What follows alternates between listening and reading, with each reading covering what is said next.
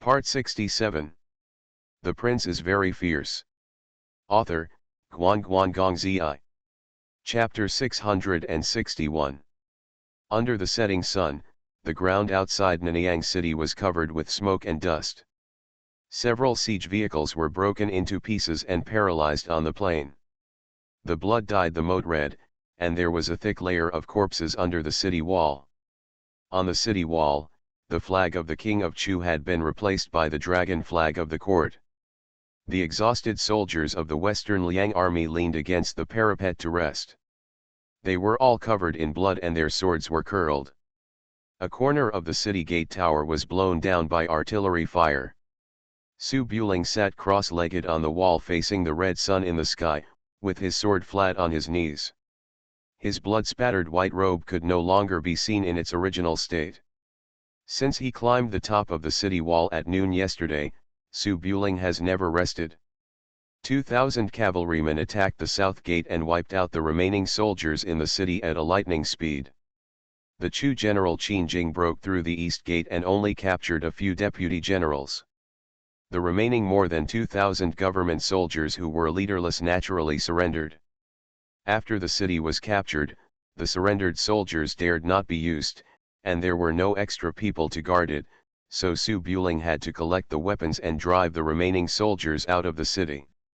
Soon after, Qin Jing summoned the troops from the surrounding counties and began to launch a counter-attack against Nanyang, and the army from Mashanko also galloped over.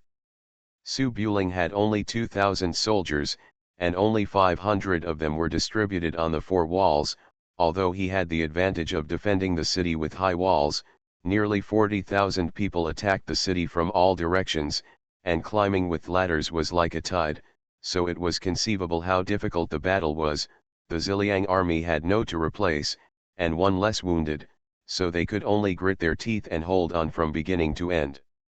However, there were 4 cannons, which still took a big advantage in the battle to defend the city. In addition to destroying siege equipment, the biggest role of the cannons was to intimidate the Chu army.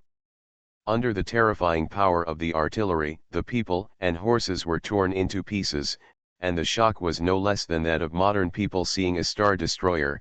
The huge technological gap directly stunned the Chu army's soldiers, and the thunderous sound of the dry land made the Chu army dare not approach the city at all. Su Buling also forced the strong men from the city to barely defend it for a night. According to Xiao Qi's plan, it was to defend for a day, do his best, and then break through and release Nanyang. In this way, Guan Hongyi's crime of delaying the opportunity to fight and not being able to go far was confirmed. Su Buling went back and directly killed Guan Hongyi to get the military power of the rebellion army. Even the emperor was too embarrassed to say no. It's a pity that Guan Hongyi is a veteran who has led troops for many years. He is not stupid enough. After receiving the news, he did not send spies to confirm it, and directly sent the Ziliang cavalry. In this way, the time when the reinforcements arrived was about the same as the normal time. Guan Hongyi was at most considered to have a flaw in decision-making, but he did not make a big mistake, so he certainly could not be killed. Beside Su Buling was Su Ying, whose face was also covered in blood. Su Ying was one of the most valiant generals in the Ziliang army. He beheaded more than 100 people in one day while defending the city. If he had such a record in the past, it would be normal for him to ask his superior Yang Zunyi to rub his shoulders. But at this moment, Su Ying's eyes were not arrogant at all, but rather a little ashamed.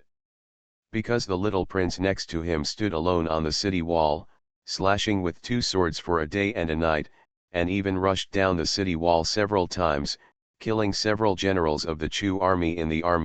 In a battle, he killed nearly 500 people, until the place where Su Buling stood, no one dared to climb the city wall for dozens of feet. The terrifying scene of the death god was like the arrival of the world, and not only the opponent's Chu army, but also the Ziliang army was shocked. Su Ying originally planned to protect Su Buling to avoid accidents, but in the end he hid far away, fearing that the little prince would kill him and chop him with a knife. Seeing that there was no trace of the Chu army on the plain, Su Ying stepped forward and said respectfully, Young prince, reinforcements are expected to arrive at dawn tomorrow. As long as the reinforcements are on the way, the Chu army will not stay nearby and wait for death. The siege of Nanyang has been lifted, young prince, go and rest, I will watch you in the future. Su Buling fought for a day and a night, and the consumption was so great that it might be the most brutal one since he came to this world. It would not be good for the combat effectiveness to hold on without rest, but he did not refuse it. He turned down the parapet and looked at the black armored soldiers on the horse road. Send someone to find the rich families in the city and prepare wine and meat. The best in the city should be sent to the city wall. After the reinforcements arrive, you can take off your armor and rest for 3 days, enjoy yourself, and all expenses will be borne by the court. Of course, don't drink too much and disturb the people, which will ruin the reputation of the Ziliang army. Yes. Su Ying bowed and accepted the order. The mountains under the Sunset City and the streets and alleys in Nanyang City were empty, and the people were hiding at home with their doors closed. The back house of the general's mansion under the city wall was originally the residence of Qin Jing, the general of Chu. After the city was broken, Qin Jing escaped and the house was naturally empty. Ning Yuhi and Ning Qingyi also guarded the city wall for a day and a night. Their physiques were strong, but they exerted a lot of effort. Especially Ning Qingyi, he fainted from exhaustion in the end and was carried down by Nightingale who was covering behind him. When he woke up, he ran to the top of the city again. At this time, the war stopped. Ning Yuhi and Ning Qingyi were exhausted. Nightingale had been in charge of artillery and analyzing the situation, but she also killed the enemy with a knife. She was also exhausted and fell asleep in the room. Zhongli Jiju was a doctor, so she would not be allowed to fight with a knife. After taking care of the 3 girls to sleep, Zhongli Jiju went to the kitchen at the back and boiled a large pot of water. Su Buling came to the backyard in a bloody shirt. Zhongli Jiju was sitting at the stone table in the yard pounding medicine. She was still beautiful, but her sky blue skirt was a little dirty, and even her jade-like cheeks were stained. Zhongli Jiju noticed Su Buling as soon as he entered the yard. She looked back, quickly stood up, wiped her hands, and ran over. "Husband, hey, sit down quickly, I'll show you." Zhongli Jiju supported Su Buling's arm and came to the couch in the wing room to sit down. Various medicines, bandages and so on had been prepared and neatly placed on the small table. Su Buling looked embarrassed with blood all over his body, but he was actually fine. He sat on the couch and smiled. Nothing was hurt. There were only a few hundred soldiers. They couldn't even touch the corner of my clothes. But I am a little tired. Zhongli Jiju took off the bloody clothes and put them aside. He carefully checked Su Buling's chest and back. After confirming that there were no scars, he put Su Buling's hand on his leg and carefully felt his pulse. Su Buling was indeed too tired. Looking at his beautiful wife, he couldn't even have lustful thoughts. The old swordsman Zhu Zhoushan was exhausted to death after killing 700 people. He worked hard for a day and a night. Although he was not exhausted, he must have overdrawn his body and hurt his insides. If he didn't take good care of himself, he would definitely fall ill. After checking the pulse, Zhongli Jiju stood up and ran out, carrying hot water and pouring it into the prepared bathtub, and then poured the prepared medicine into the bathtub, and the room was instantly filled with fragrance. "Husband, this is a medicine for warming the body. It's best not to do it again during this period, otherwise it will hurt the abdomen, and you will have to lie in bed after the age of 40. Su Buling knew the condition of his body, and naturally would not show off his strength when it was unnecessary. He put his arm on Jiju's shoulder and was helped by her into the big bathtub. The heat swept from the whole body, making people feel like spring breeze, feeling that every pore was open, and Su Buling breathed a sigh of relief. After soaking for half an hour, Su Buling felt the pain in his body slowly dissipate. He looked at Jiju who was massaging his arm and saw that there were some stains on her face, so he said, "Jiju, Why don't you come in and wash together? Zhongli Jiju helped Su Buling to relax his blood and qi. Hearing this, her eyebrows slightly frowned, but she didn't want to be fierce to her husband at this time, so she just glanced into the water. I'm almost dead tired, and you can still have lustful thoughts? Can you get up now? Su Buling leaned against the wooden barrel and chuckled. I just let you wash together. I guess you can force me at this time, and I can't stand it. Forget it, this medicine is very strong. You will definitely get angry if you soak for no reason. Don't soak for too long. Get up when you feel it's enough. I'll give you a massage. Zhongli Jiju turned around and fetched hot water for herself. She went to the next room to wash up carefully. After changing into a clean nightgown, she helped Su Buling up and lay on the couch, and took out the medicinal wine to massage Su Buling to relax his body and mind. The prince is very fierce. Author, Gong Zi.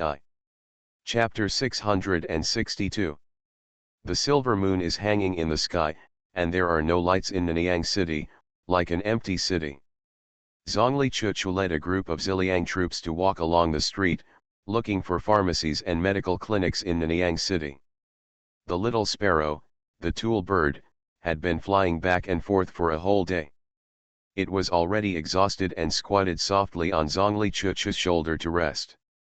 As long as there is a war, doctors and medicinal materials will always be very valuable strategic materials. After all, multiple doctors can sometimes save more than a dozen lives, and no one cares about it. Nanyang City was the city at the forefront of the King of Chu's sphere of influence, and the logistics supply place for the main battlefield of Mashenko. Most of the doctors in the city were captured and there was not much medicine left. The Ziliang army fought for a day and a night. Their armor was excellent and their combat power was superb. Not many people died in the battle. However, after continuous fighting, basically all of the 2,000 soldiers were defeated, and they needed a lot of medicine for their wounds. Zhongli Chuchu led his soldiers and horses to search the city for a whole day before gathering enough usable medicinal materials in several old shops. He also brought some doctors back and brought the things under the city wall. The moon was already on the branches. Although Zhongli Chuchu did not go to the city wall to kill the enemy, he ran around practicing medicine and delivering medicine, which also expended a lot of energy. After returning to the commander's residence, he wanted to go back to the house to rest for a while. It was already dark, and the back house was very quiet. Zhongli Chuchu didn't want to wake up Xiaoning, who had been busy all day, so she entered the courtyard with very light steps. Before she returned to the room, she saw the reflection of a woman printed on the window paper of the master's wing. Zhongli Chuchu turned around and saw that the woman's hair was spread on her back, rising and falling, and she was doing something. From the profile, she could see two round balls like upside-down bowls, and she was obviously not wearing any clothes. Zhongli Chuchu's steps paused, his slightly tired thoughts suddenly sobered up, and there was some confusion in his green eyes. What is the master doing? Why don't you wear clothes? The little sparrow realized something was wrong, raised its little head from Chuchu's shoulder, and wanted to chirp twice to wake her up, but unfortunately before she could open her mouth, her beak was pinched by slender fingers. Zhongli Chuchu's eyes were suspicious, and he walked in quietly for a few minutes, and then some voices came from a distance. Mr. Sir, are you comfortable? Well, be stronger, yes. Zhongli Chuchu's eyes were filled with astonishment.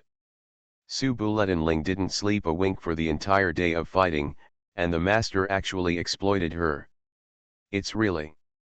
An unknown fire welled up in Zhongli Chuchu's heart, and regardless of being shy, she rushed over and pushed open the door. Looking up, she saw Su Buling lying on the soft bed, Zhongli Jiju lying on Su Buling's back, and herself holding it, pushing it around. Ah! In the dimly lit room, Zhongli Jiju screamed in surprise when she heard the sound. She quickly turned over and picked up the dress from the side to cover herself, Her eyes were frightened. Choo Choo, why didn't you knock on the door? Su Buling was with his wife, so there was nothing to panic about. He just raised his hand to tug on his robe and looked back. Zhongli Chuchu's face turned red, and he walked quickly to the front. He didn't dare to look at Su Buling, but just stared at his master. What are you doing? He has been tired all day and all night, and you still.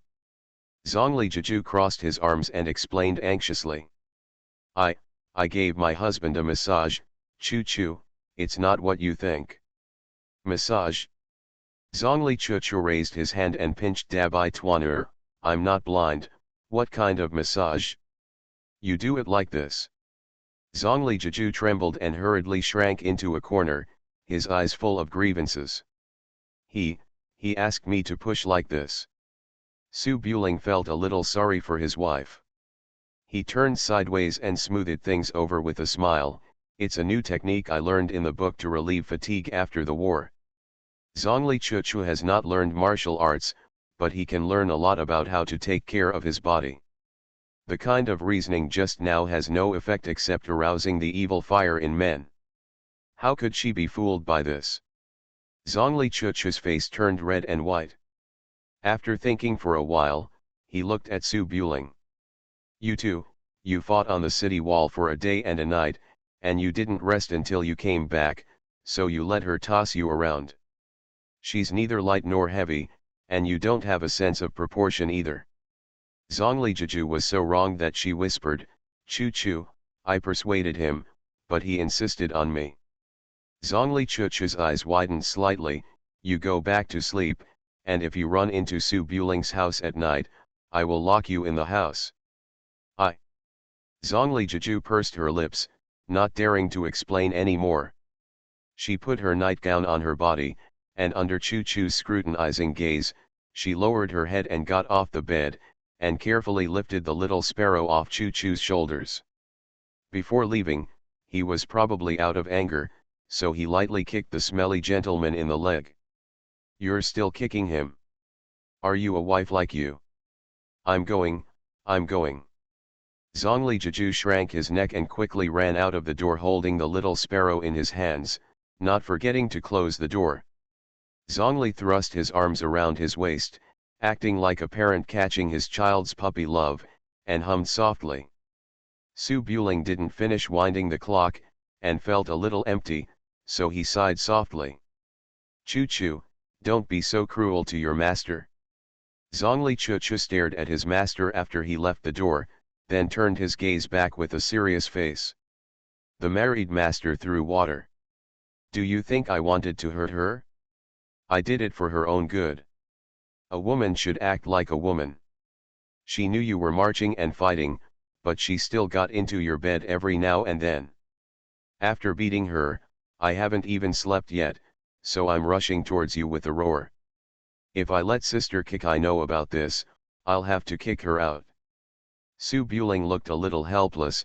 I asked her to come over before. She was really being massaged just now. I didn't even want to move. How could there be any evil intentions? What massage? Do you think I don't know how to do it?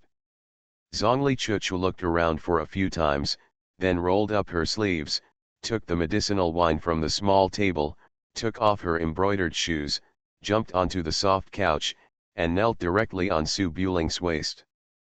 Zhongli Chuchu was born in a foreign land, and her figure was completely different from that of women in the Central Plains. She had long legs and big breasts, and she had everything she wanted. She was not light. Su Buling was caught off guard and was almost gasped by the pressure. Hey, Chuchu, what are you doing? A man and a woman alone. Give you a massage?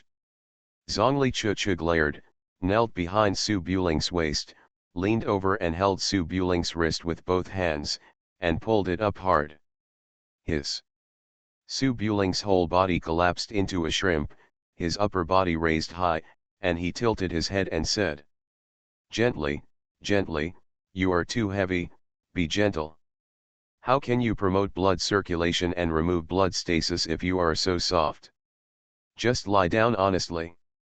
As a doctor, Zhongli Chuchu naturally would not listen to the patient's words. He pulled his arms for a while and pressed his back with his elbows. Su Buling lay on the couch like a dead fish, feeling that he had no desire to live. Chuchu's behavior was naturally fine, but it felt like he was just being rubbed by Jeju, and suddenly became an old man in the bathhouse rubbing his back. The experience was very different. But being rubbed by Chuchu still made Su Buling feel warm in his heart. From yesterday to now, Chuchu has been running around behind him. Because his martial arts are not as good as King Yi's, and his medical skills are not good, he is afraid of becoming a burden. Chuchu can be said to be holding on and doing his best. After defending the city, Nightingale and the others rested, but Chuchu was still thinking about how to help.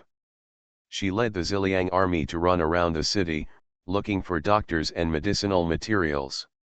He saw all of this. She tried her best to do this. Chuchu said that the people in the Jianghu took the money and had to do things well, but in fact, others didn't know why, but Su Buling would understand that he had expressed his feelings in Yuzhu long ago, and he just liked him. Su Buling thought for a moment and wanted to talk to Chuchu about their affairs. He turned his head and showed his side face. Chuchu, take a rest if you are tired. Let's lie down and chat together. Zhongli Chuchu worked hard and pushed Su Buling's head back. Who wants to lie down with you? Since I have received your money and serve as your personal soldier, I have to do my job well.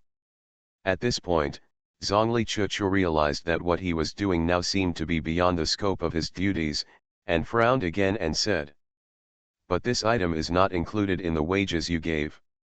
You have to pay more. Don't think about defaulting on it." Su Buling sighed secretly when he saw this. He was too tired and didn't have the energy to flirt, so he lay on the couch honestly and let Chuchu toss. In a blink of an eye, it was late at night, and the already silent city became even quieter, with only a green lamp in the backyard. Zhongli Chuchu stretched her muscles and blood seriously. After a while, her arms gradually lost strength. She stopped and looked over. After fighting on the city wall for a day and a night, Su Buling was almost exhausted. He had fallen asleep on the couch. His stern face looked extremely peaceful under the light. Seeing this, Zhongli Chuchu got off the bed quietly, put away the medicinal wine and other items, and took a blanket from the side and covered Su Buling with it. But as soon as the blanket was put on Su Buling, Zhongli Chuchu's eyelashes trembled, and she suddenly recalled the time when they rushed to the Black City together in the desert. At that time, the area was covered with yellow sand for 100 miles. The two of them camped in the ruins and burned a bonfire. She lay beside him and said she was cold. Su Buling just put the blanket on her without any overstepping of boundaries. How could such a modest gentleman who could remain calm even when being bewitched become such a pervert?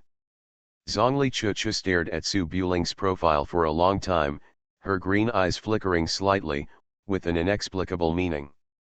Seeing that Su Buling had not woken up, Zhongli Chuchu thought for a moment and carefully lay on the edge of the bed, with a width of one person between them. Su Buling might be too tired, his breathing was steady and he slept peacefully. Zhongli Chuchu lay on her side, stroking the crystal-clear ice-flower hibiscus pendant in her hand, staring at the profile, listening to the man's breathing and heartbeat, in a daze. That night, I turned my back to him and pretended to sleep. I wonder if he secretly looked at me like this. I shouldn't have. At that time he was not worldly and never cheated in the dark room, unlike now, he was all-inclusive with master and apprentice, sister, mother-in-law and daughter-in-law. It's only been a short time, how could he change so much? The candle burned out, and before I knew it, dawn broke outside the window, and the sound of cocks crowing could be heard. Zhongli Chuchu came back to her senses from her wandering thoughts, and stood up lightly. Before leaving, she looked back a few times before closing the door silently. You are listening to novels at Bless Up channel. Wish you happiness and luck. Please subscribe to receive new novels. How do you feel about this novel? Please like and leave a comment. The Prince is very fierce. Author, Guan Zi.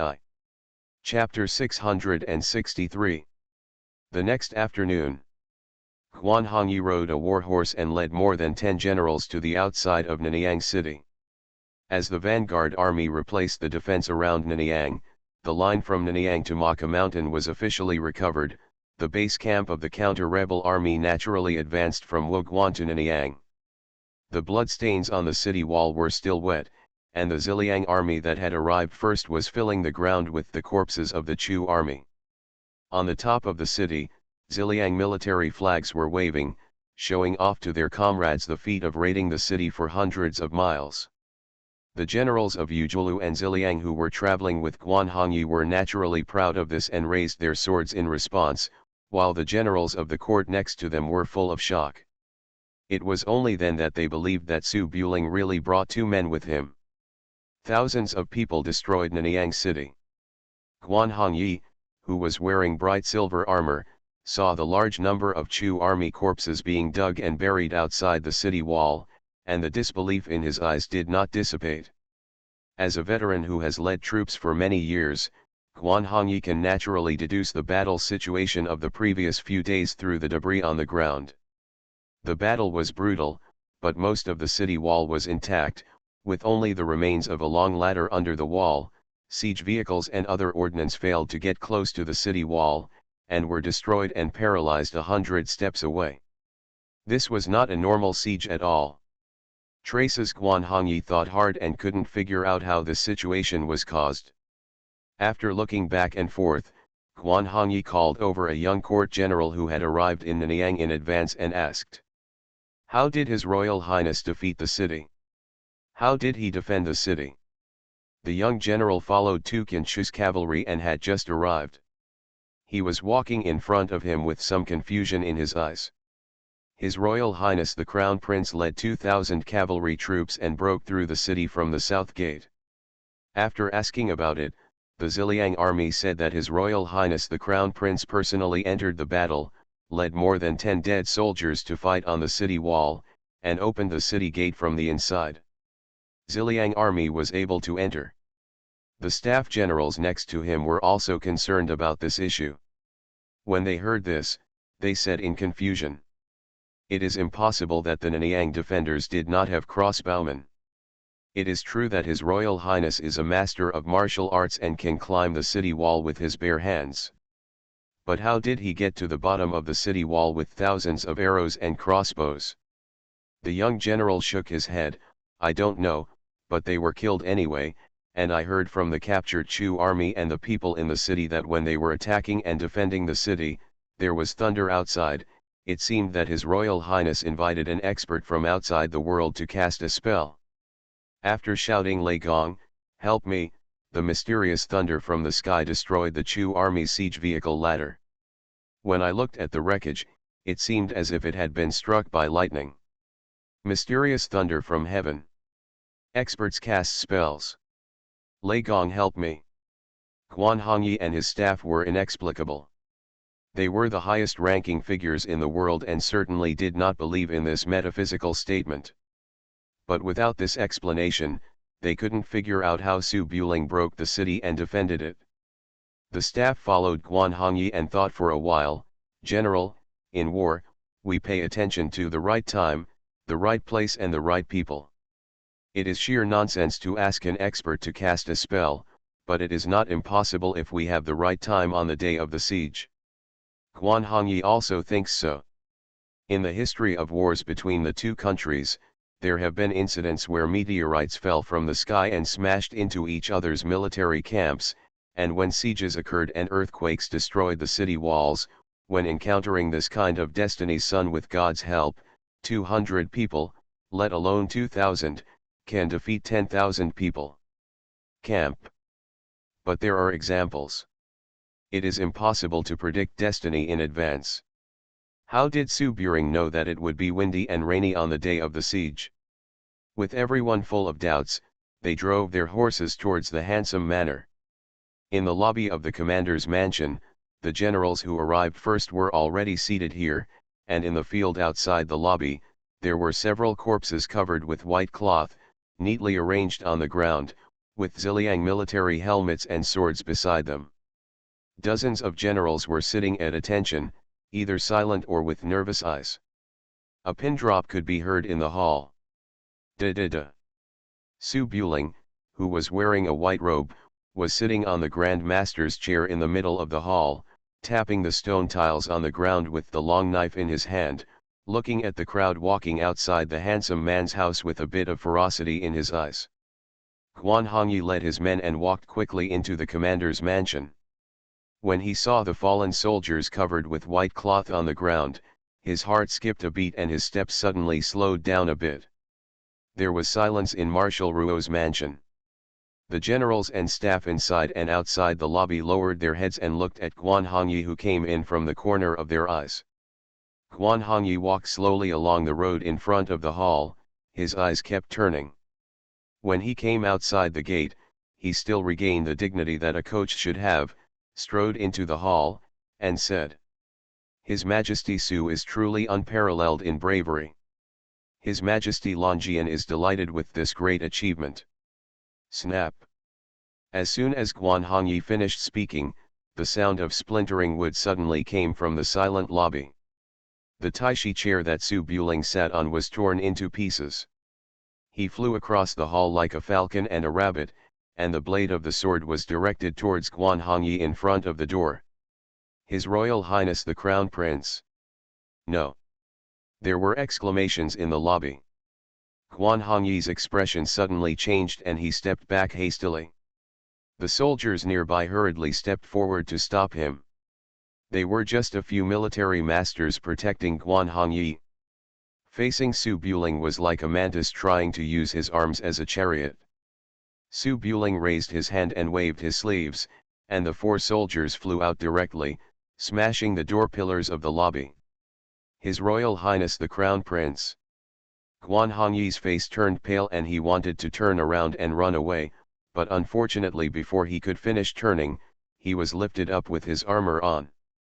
Su Buling grabbed Guan Hongyi's back with one hand, his face furious and murderous, and dragged him to the corridor outside the lobby. He pressed his head against the fence and raised his hand to stab him. "No. Your Highness, please calm down." More than a dozen court generals were frightened. Some knelt down to dissuade him, while others rushed to stop him. Yujulu also rushed forward and grabbed Su Buling's arm. "Little prince, calm down." Guan Hongyi was pressed against the fence and said angrily, "Su Bulenling, you can't rebel if you want to. I am the commander appointed by the Holy Emperor. You are guilty of the following. I don't care who you are." Su Bulenling pressed Guan Hongyi firmly, pulled his head up, and looked at the several corpses on the field. "I led the troops to defeat Nanyang. Did I say hello to you in advance?" Guan Hongyi's face turned red, his armor rustled, and he wanted to argue a few words, but was speechless. "I asked you for reinforcements. Where were the reinforcements after the city was defeated? We defended for a whole day and a night, but the reinforcements failed to arrive and the soldiers died in vain. Do you know what the crime should be according to military law?" The imperial generals were so frightened that their faces turned pale. Guan Hongyi's deputy general risked his life and stepped forward to dissuade him urgently. "Your Highness, General Guan has set up defenses at Wuguan. It is not appropriate to mobilize troops until Mashan Pass is broken. He has sent a message to Prince Pegasus to withdraw the troops. You still blame me for not using troops." Su Buling was so angry that he grabbed Guan Hongyi and looked at the lobby of the commander's mansion. "Has Mashan Pass been broken? Has Nanyang been broken? Where the hell are you standing now? The Chu army camp." Guan Hongyi's face turned as red as blood, his eyes were bloodshot, but he was speechless. The generals of the imperial court were also speechless. After all, they couldn't get rid of Guan Hongyi, but it was obviously not possible to just kill Guan Hongyi. Vice-General Guan Hongyi said anxiously, "His Royal Highness, calm down. The prince and the soldiers of Ziliang have made indispensable contributions to Poma Pass and Nanyang. Although General Guan has neglected his duties, Nanyang cannot pass without Poma Pass. After General Guan learned the news, he galloped to the rescue day and night. The actual arrival time was not too late, and the siege of Nanyang was solved. The crime will not lead to death. Su Buling naturally knew that the crime was not punishable by death, otherwise he would have killed Guan Hongyi long ago. Why would he talk so much nonsense? He stared at Guan Hongyi, holding the knife on his neck. As a commander, you are hesitant to move forward and talk about countering the rebellion? I will spare your life this time, but next time, one more person from the Ziliang army will die, and your family will be sacrificed for your life. Guan Hongyi was filled with anger in his chest and abdomen, but without reason, he did not dare to express his anger no matter how strong he was. He could only grit his teeth. Don't worry, Your Majesty. If I fail in my duties again, I won't need Your Majesty to take action. I will raise my head to see the Holy One myself. Su Buling's eyes were cold and he stared at Guan Hongyi for a moment, then he inserted the knife in front of the lobby door, turned around and carried the remains of his comrades out of the commander's mansion together with the soldiers of the Ziliang army. The imperial general secretly breathed a sigh of relief, and no one dared to look at Guan Hongyi's face.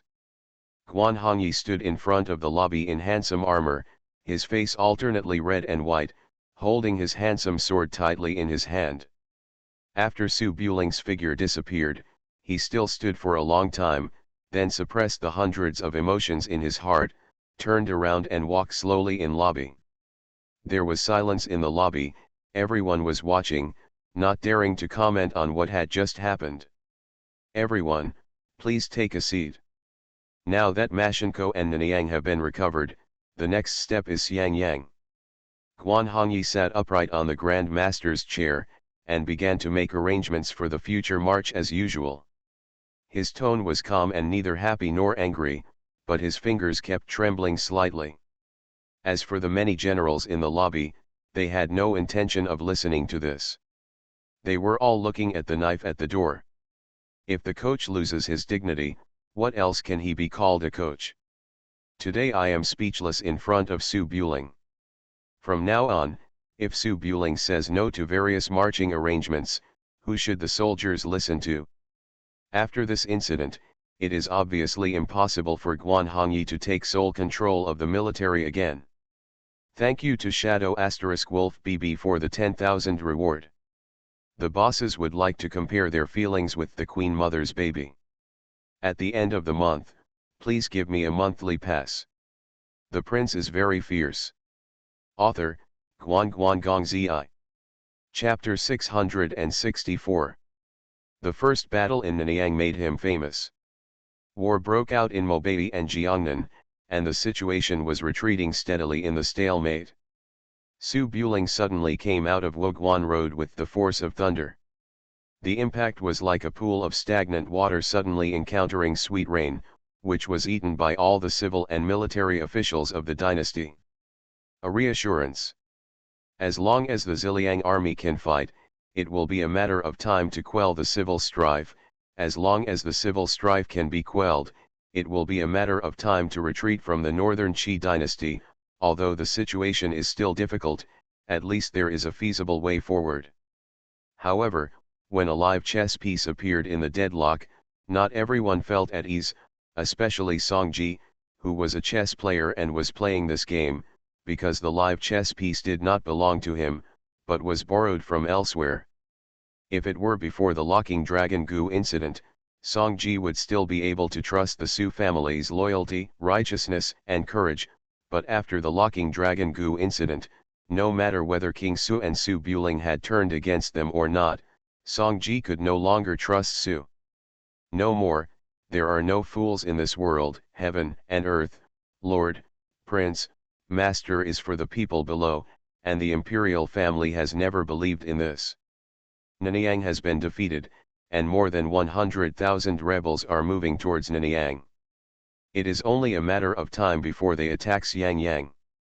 In the imperial study at the back of the Taiji Palace, Songji sat behind the desk and read the letter sent by Guan Hongyi. From his sad, angry, and guilty words, he knew that Guan Hongyi could no longer suppress Su Buling. Songji put the letter on the table, raised his eyes to look at Taiwei Guan Hongzhou and Imperial Censor Kui Huilu, tapped his fingers on the table, and was silent for a long time. What are your countermeasures? Guan Hongzhou's face was very ugly. He was Guan Hongyi's elder brother, and he had already learned that Su Buling almost beheaded Guan Hongyi in public. He took a step forward and said in a deep voice. Su Buling was too wanton and reckless. It is true that Hongyi had dereliction of duty, but it did not lead to a big mistake. Su Buling only made a small contribution and humiliated the commander in front of the entire army. In fact, he did the following: if you don't control your offense, you will be able to make great achievements in the future, but you won't be able to. Songji frowned, too lazy to listen to this nonsense, and turned to look at Kui Huilu. Kui Huilu's expression was slightly dull, and he thought for a long time before speaking. Guan Hongyi made a fool of himself, and was caught and humiliated by Su Buling. It was his own fault, and he had no one to blame. At this point, Guan Hongyi has no reason to ignore Su Buling, and he must give him military power, but if the military power is given to Su Buling, let him. He led 50,000 Ziliang troops to attack the city and seize the territory. Guan Hongyi had nothing to do with suppressing the rebellion later. From what the ministers saw, he could appoint Su Buling as deputy commander and command the troops to guard Woguan Road in Nanyang. Guan Hongyi could make up for his mistakes and lead the army. The Ziliang army went out to attack Xiangyang. After hearing this, Taiwei Guan Hongzhou thought for a moment, nodded slightly and gave the command of the soldiers to Su Buling. This could be regarded as re-employing Su Buling, but the combat effectiveness of the soldiers was low, and they could still defend the city, so he wanted to take them out. Sweeping the Four Kings coalition forces is nothing more than a dream. Even if he is really taken out, he will definitely be following the Ziliang army led by Guan Hongyi to take credit, and he will not let the quelling of the rebels become Su Buling's one-note statement. Songji thought for a moment, yes, go down and deliver the order. Promise. Guan Hongzhou bowed, turned around and exited the imperial study. Seeing this, Kui Huilu was about to leave, but just as he turned around, Songji raised his hand again. Mr. Kui, wait. Kui Huilu paused, then turned back and bowed. Does your majesty have any other plans? Songji gently rubbed his fingers, turned to look at the portrait on the wall, and was silent for a moment. How are you doing, Xiaowen? When Kui Huilu heard this, he looked a little confused. After thinking for a while, he said slowly. The Holy One is concerned. Xiaowen is withdrawn and has been living in the Sea of Peach Blossoms in Yuzhu. Everything is fine. If the Holy One misses her, I can write a letter and ask Kui Hui to take Xiaowen back to Chang'an. Songji glanced at Kui Huilu, shook his head and chuckled. Xiaowan is not used to living in the palace, so there is no need to worry so much. I just asked casually, go down and rest. Wei Chen resigns. Kui Huilu nodded lightly and slowly walked out of the imperial study, his eyes showing some doubts. There was silence in the imperial study room, with 3 sticks of incense rising up and a few green smoke rising under the scroll. Songji tapped his fingers on the table. After a long silence, he raised his hands slightly. First. The little eunuch standing in the dark walked out slowly and bowed humbly. Your Majesty.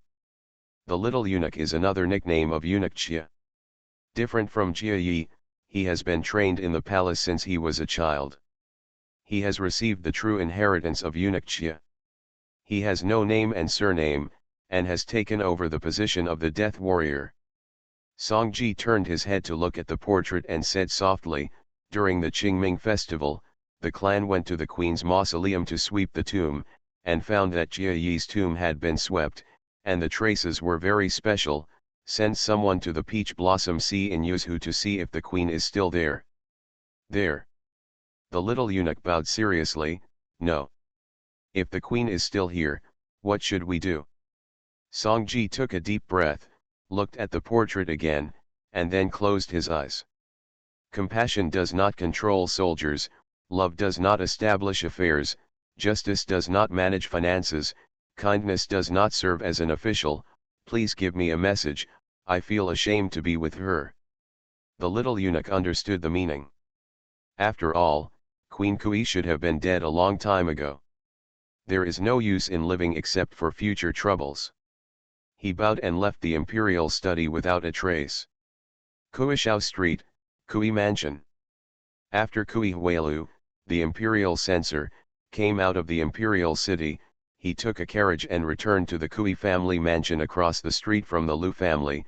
Next door was the Xiao family, and the mansion of the 5 great lords of Daiyue, Xiao Lu Kui Wang Li, in Chang'an City. Basically all next to each other. It was getting dark. After Kui Huelu took off his official uniform, he returned to the back house and came to the house of the principal wife. He was still thinking about the words of the current Holy Master in his mind, and he was a little confused as to why the Holy Master suddenly mentioned Zioan. In the house, Mrs. Kui was drinking tea in the tea pavilion. When she saw Kui Huelu coming, she quickly got up, walked over and gave her a blessing. "Ms. Sir, why are you here?" They were both an old couple in their 50s. Kui Huelu didn't care about the red tape of those aristocratic families. He sat down at the tea table, asked the maid to retreat, and frowned. Just now in the imperial study, the Holy One suddenly asked how Zioan was doing.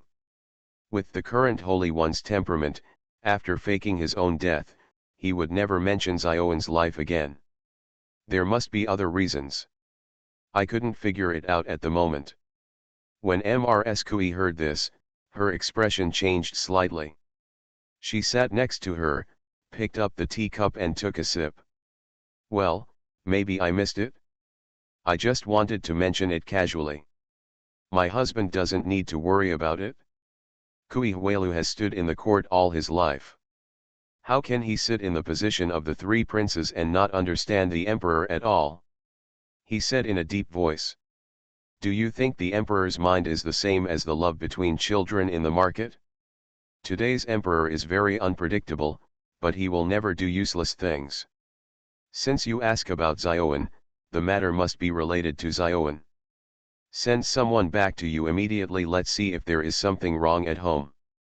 The teacup in Mrs. Kui's hand shook slightly. She glanced at Kui Huelu and said nothing. Kui Huelu had been in the officialdom all his life and had been with his wife for more than 30 years. How could he not see something strange? His face darkened and he slammed the table.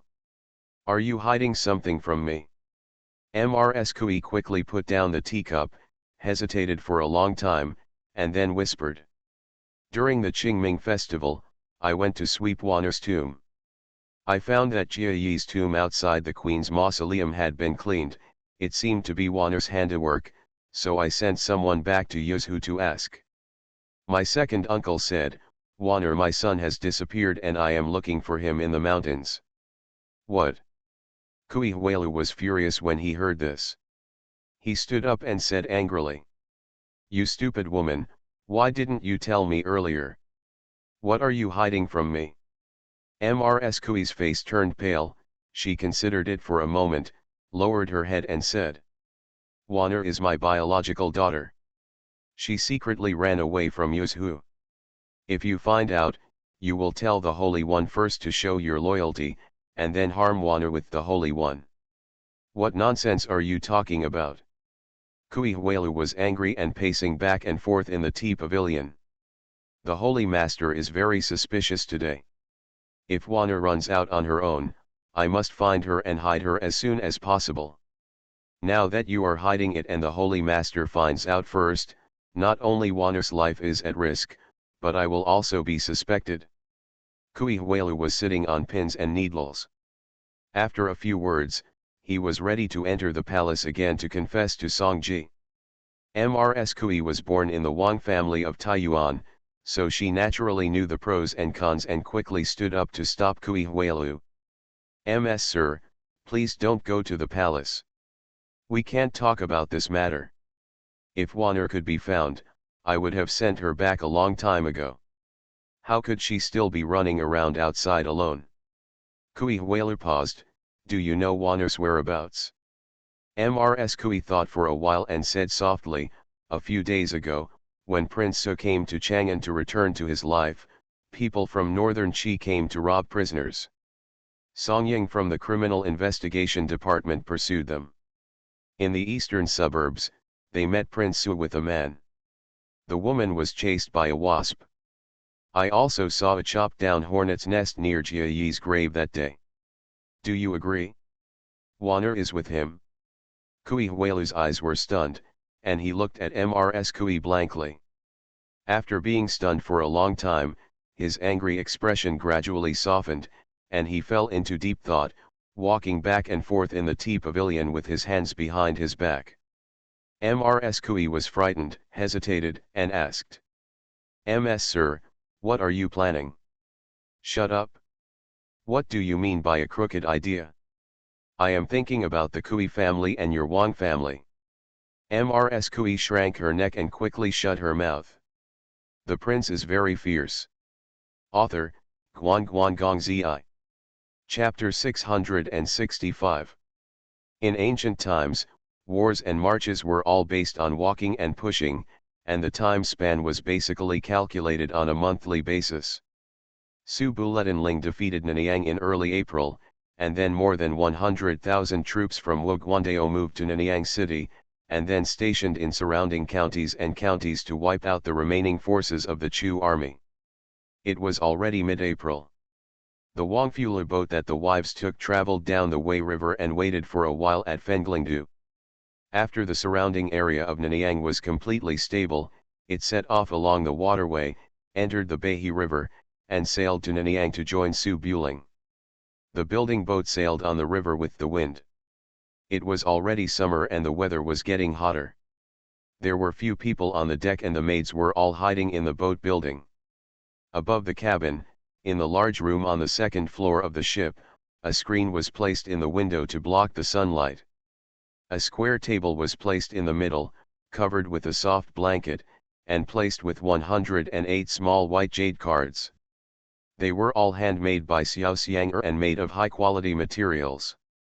Any piece taken out would be worth a fortune. Chiao Yi and Yuinu were wearing thin and transparent summer dresses, holding fans, and standing nearby, staring intently at the battle situation on the table. The maid Daodu couldn't understand, so she carried a small teapot to serve tea and pour water. 4 charming women were sitting around the table, with different expressions. Xiao Xiang'er was wearing a thin red gauze skirt.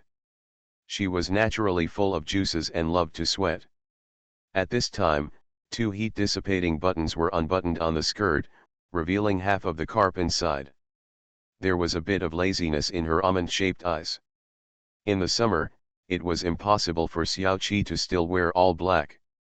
At this time, she changed into a light green blouse and thin skirt. Her clothes were neat and tidy, but her temperament had not changed much. Seeing her sister's disheveled appearance, she glanced at her sister from time to signal to Xiang'er. "Button up your clothes."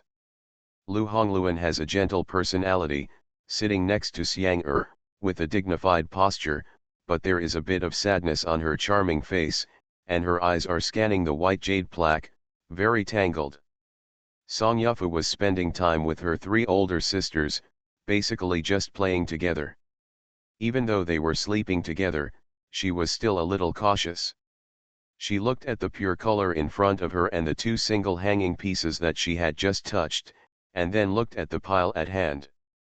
After a small mountain of silver, Song Yufu hesitated for a long time and finally played the white jade card. Nijo. Lu Hongluan was about to unveil the plaque, but Xiao Xiang'er, who was lazy, suddenly became energetic and raised his hand to take Ertao over. Eat.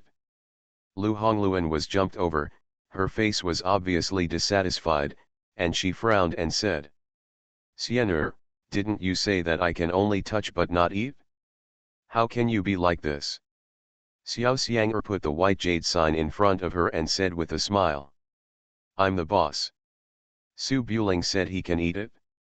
Ask him. 80,000. Confused. Xiao Qi pushed the card and hooked her hand at Xiao Xiang'er, "Give me the money."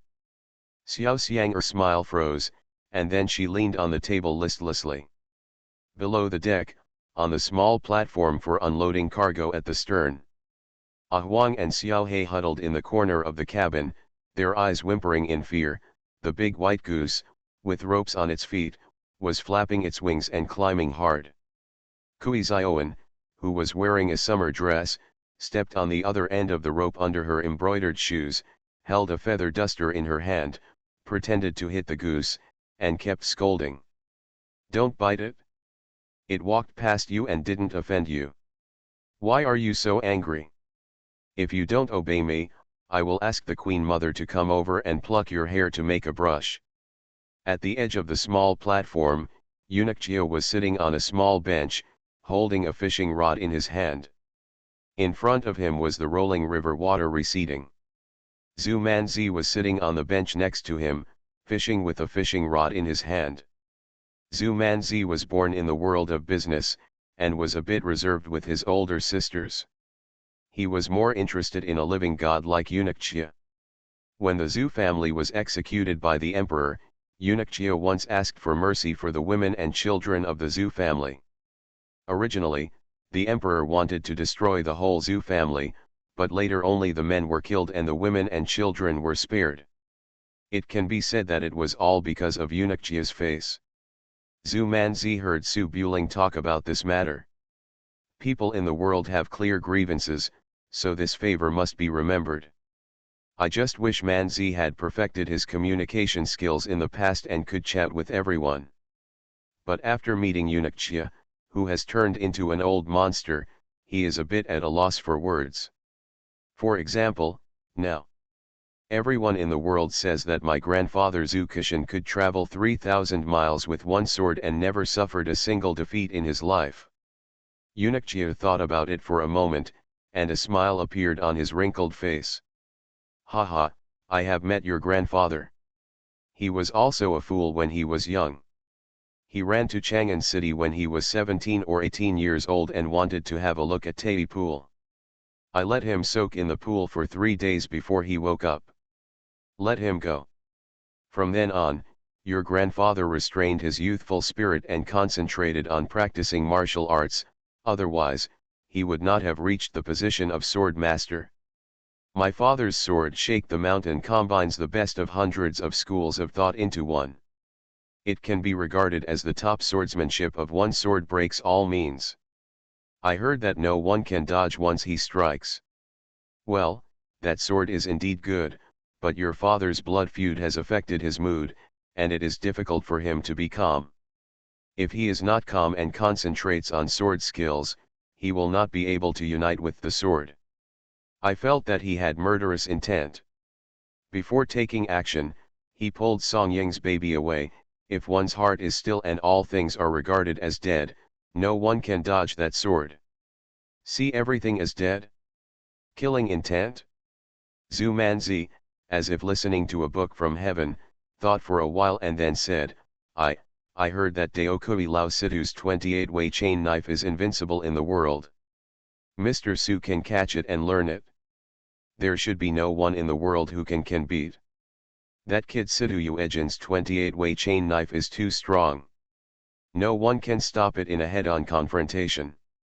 To break it, you can only use soft strength, put your hand on the blade without exerting force, and let it go. The move will be broken by itself, but there are less than a handful of people in the world who can lead Prince Su astray, and he is invincible in the world. Zhu Manzi blinked his big eyes. Although he didn't understand anything, he nodded thoughtfully. I've learned something. After receiving the call, the Ziliang army moved towards Dengzhou, 100 miles away, and waited for the right time to attack Xiangyang.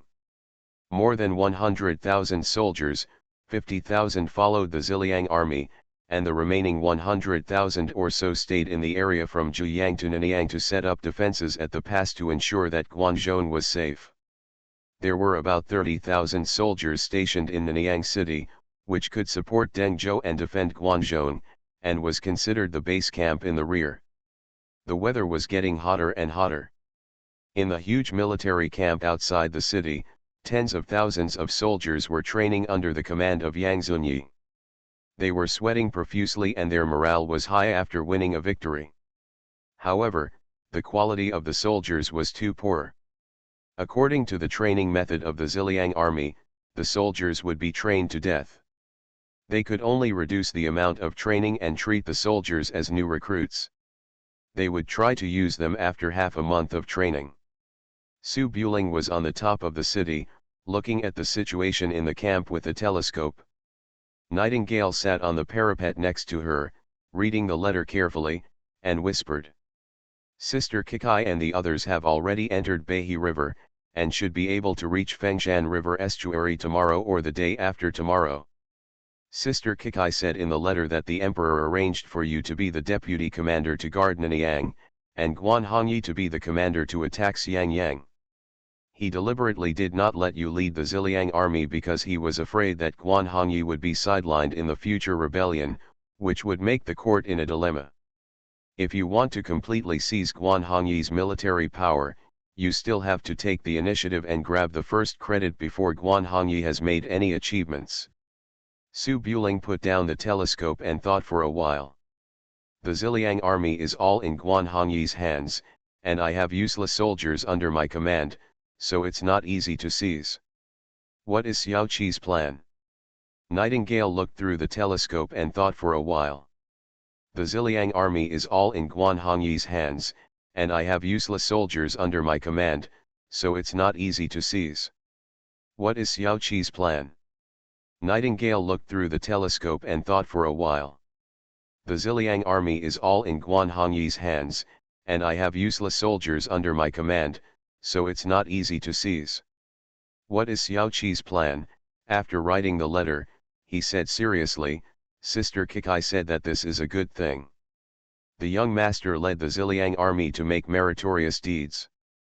It can only be said that the Ziliang army is strong and powerful, and it has little to do with the commander. If he can lead the palace soldiers that the court despises to capture cities and territories, it can prove that it is not the soldiers who have problems, but the commander who has a gap. Guan Hongyi will definitely not be able to capture Xiangyang for a long time. Sister Kikai's meaning is to ask whether the young master can lead the palace soldiers to capture Xiangyang. If he can, when the war is tense, ask Guan Hongyi for orders. Guan Hongyi will abide by the instructions of the emperor and will definitely not let the young master mobilize troops, nor will he believe that the young master can capture Xiangyang. If the young master uses troops by force at that time, he can force the court to change the commander. Su Buling frowned slightly and looked to the south. Xiangyang is a strategic location because there are Tongbei Mountain in the north, Dahong Mountain in the south, and plains in front and behind. Roads from all directions converge here and cannot be bypassed. Large groups of troops can only pass through Xiangyang to attack Guangzhou and Chu, which is equivalent to the gateway to the Central Plains. 50,000 elite soldiers from Ziliang can't attack Xiangyang. Su Buling's main job is to guard Guangzhou Road. The maximum number of soldiers who can be sent to attack the city is 20,000, which is probably not enough to fill the moat. Su Buling thought for a while and asked, "How is the firearms workshop over there, my father?" "It has been nearly 3 months since we set out from Suzhou to Nanyang. In wartime, we will work hard at all costs, and there must be results." Nightingale thought back.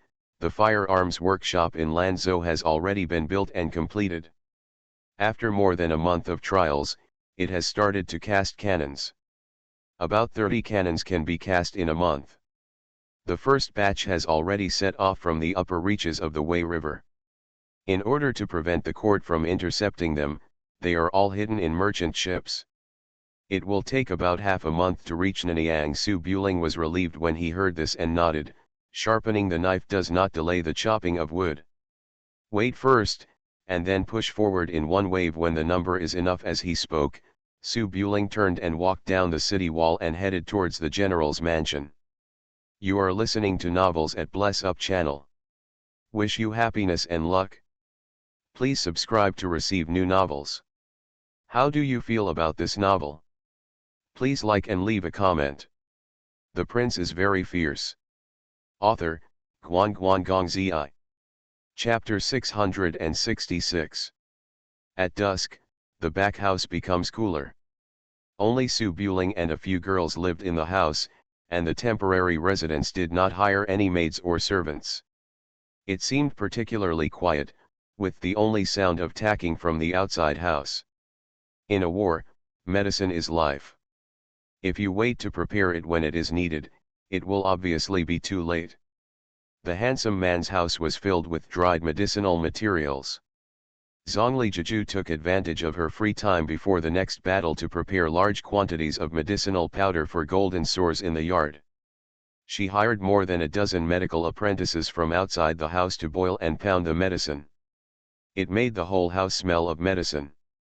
Zhongli Jiju's research on medicine is at the top of the world, and he can even cultivate dragon lock goo.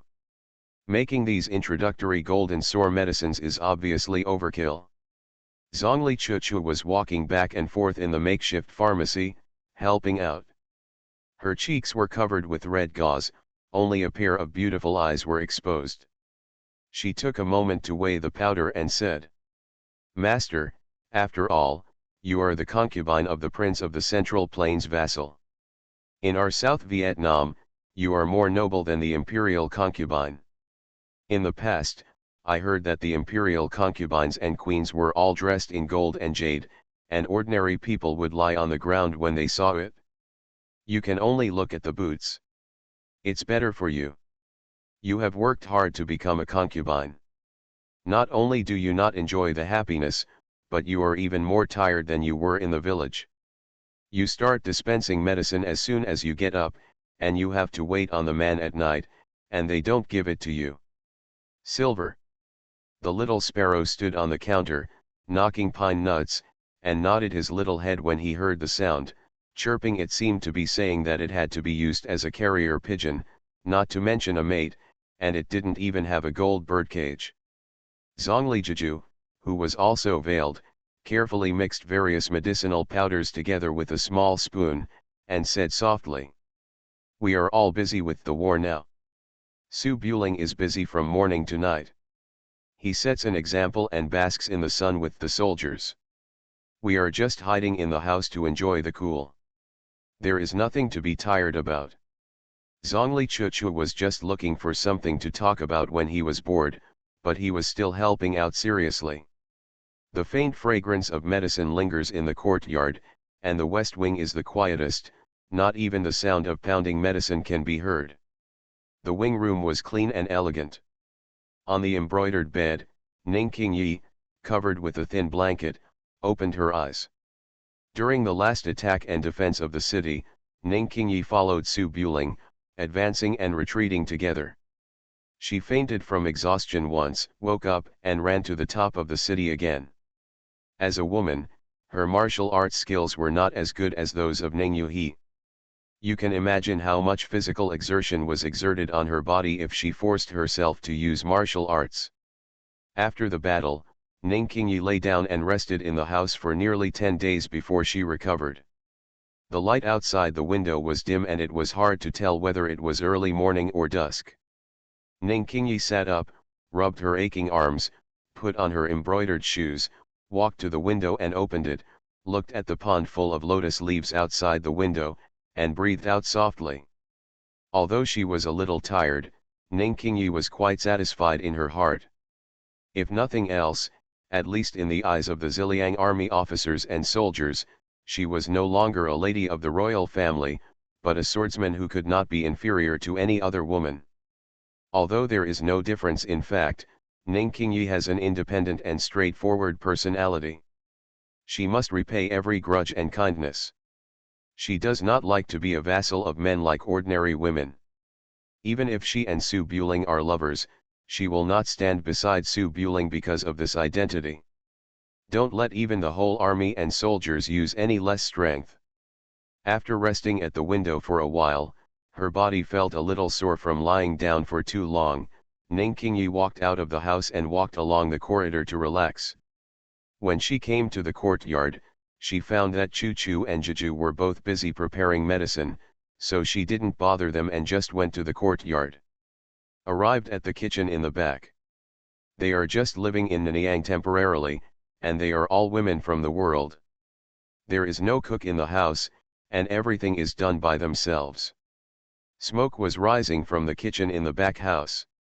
Ning Yuhi, wearing an apron, was busy going back and forth between the stove and chopping boards, chopping vegetables, washing rice, etc. It used to be Taoist taboos, but now that he has been with Su Buling for a long time, naturally he no longer pay attention to these. Chicken, duck, fish and meat are all available. Ning Qingyi stood in the corridor and took a look, and found that everyone was busy working, and she was the only one taking a rest.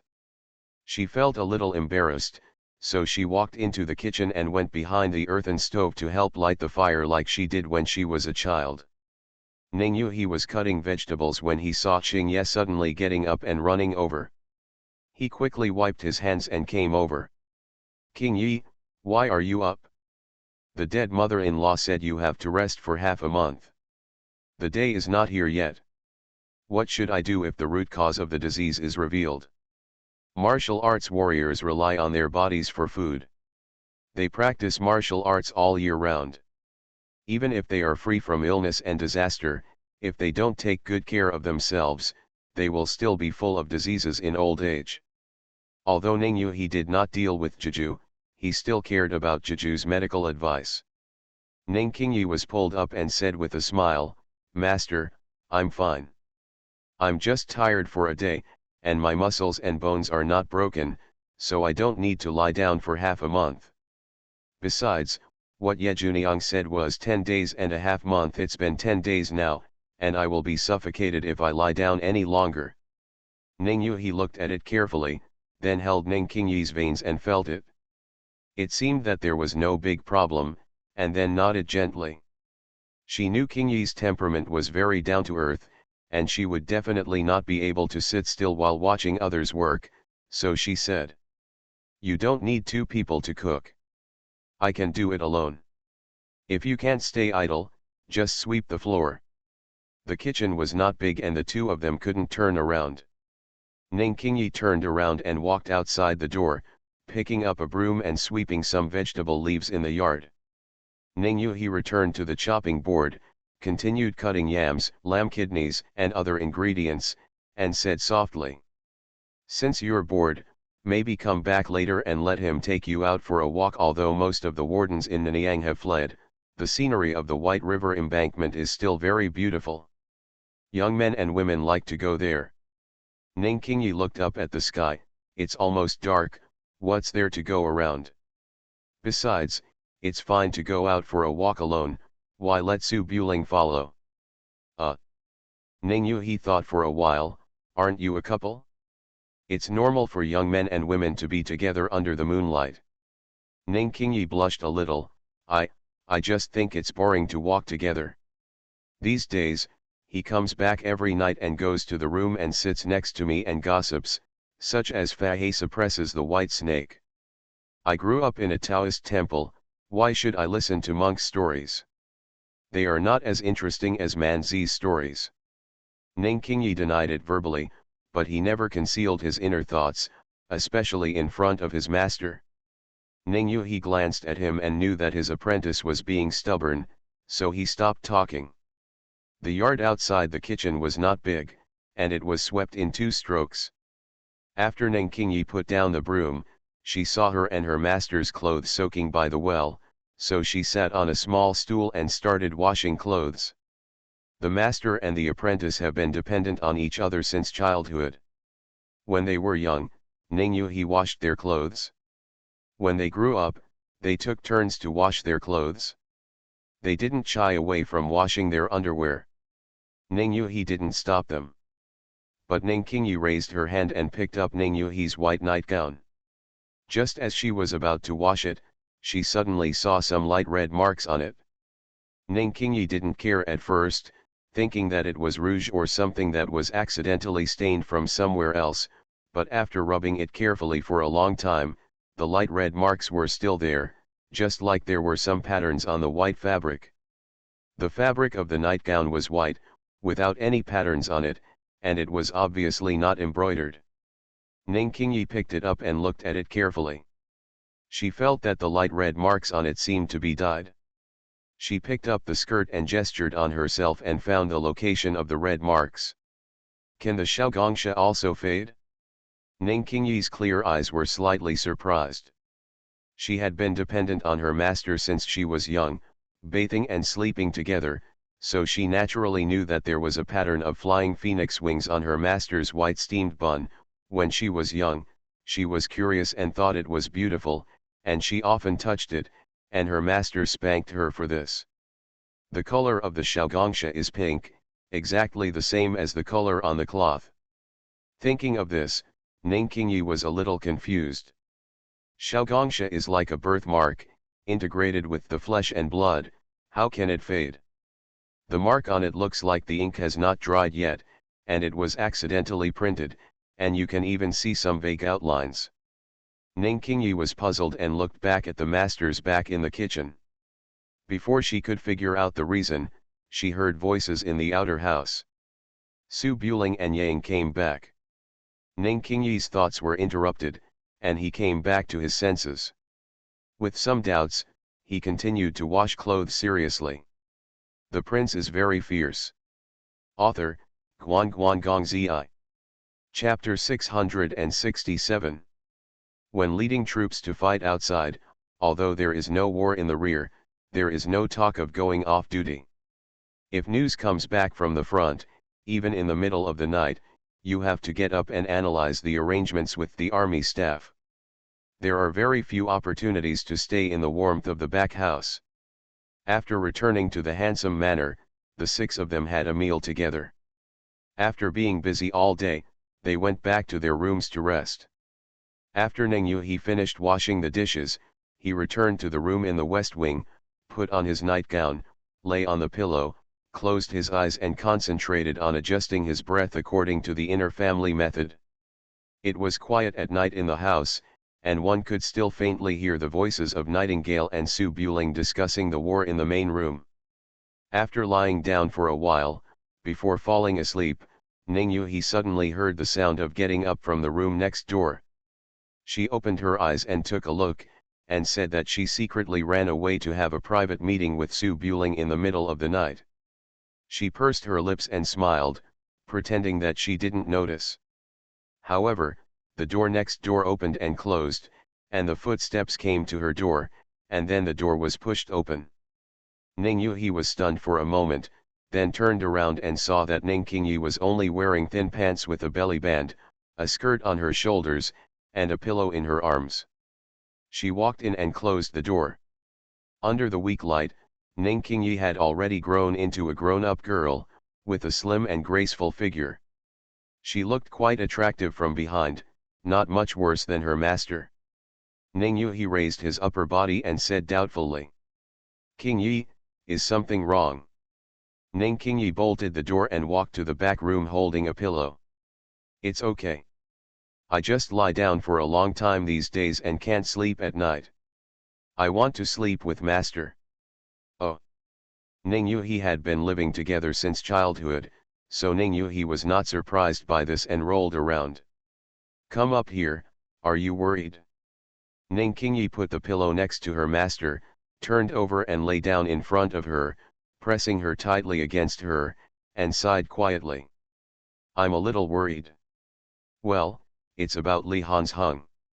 Ning Yuhi understood clearly, and after thinking about it, he turned sideways, covered Qingyi's waist with a thin blanket, and softly persuaded. "Don't think so much. Your Majesty will lead the troops to suppress the rebellion.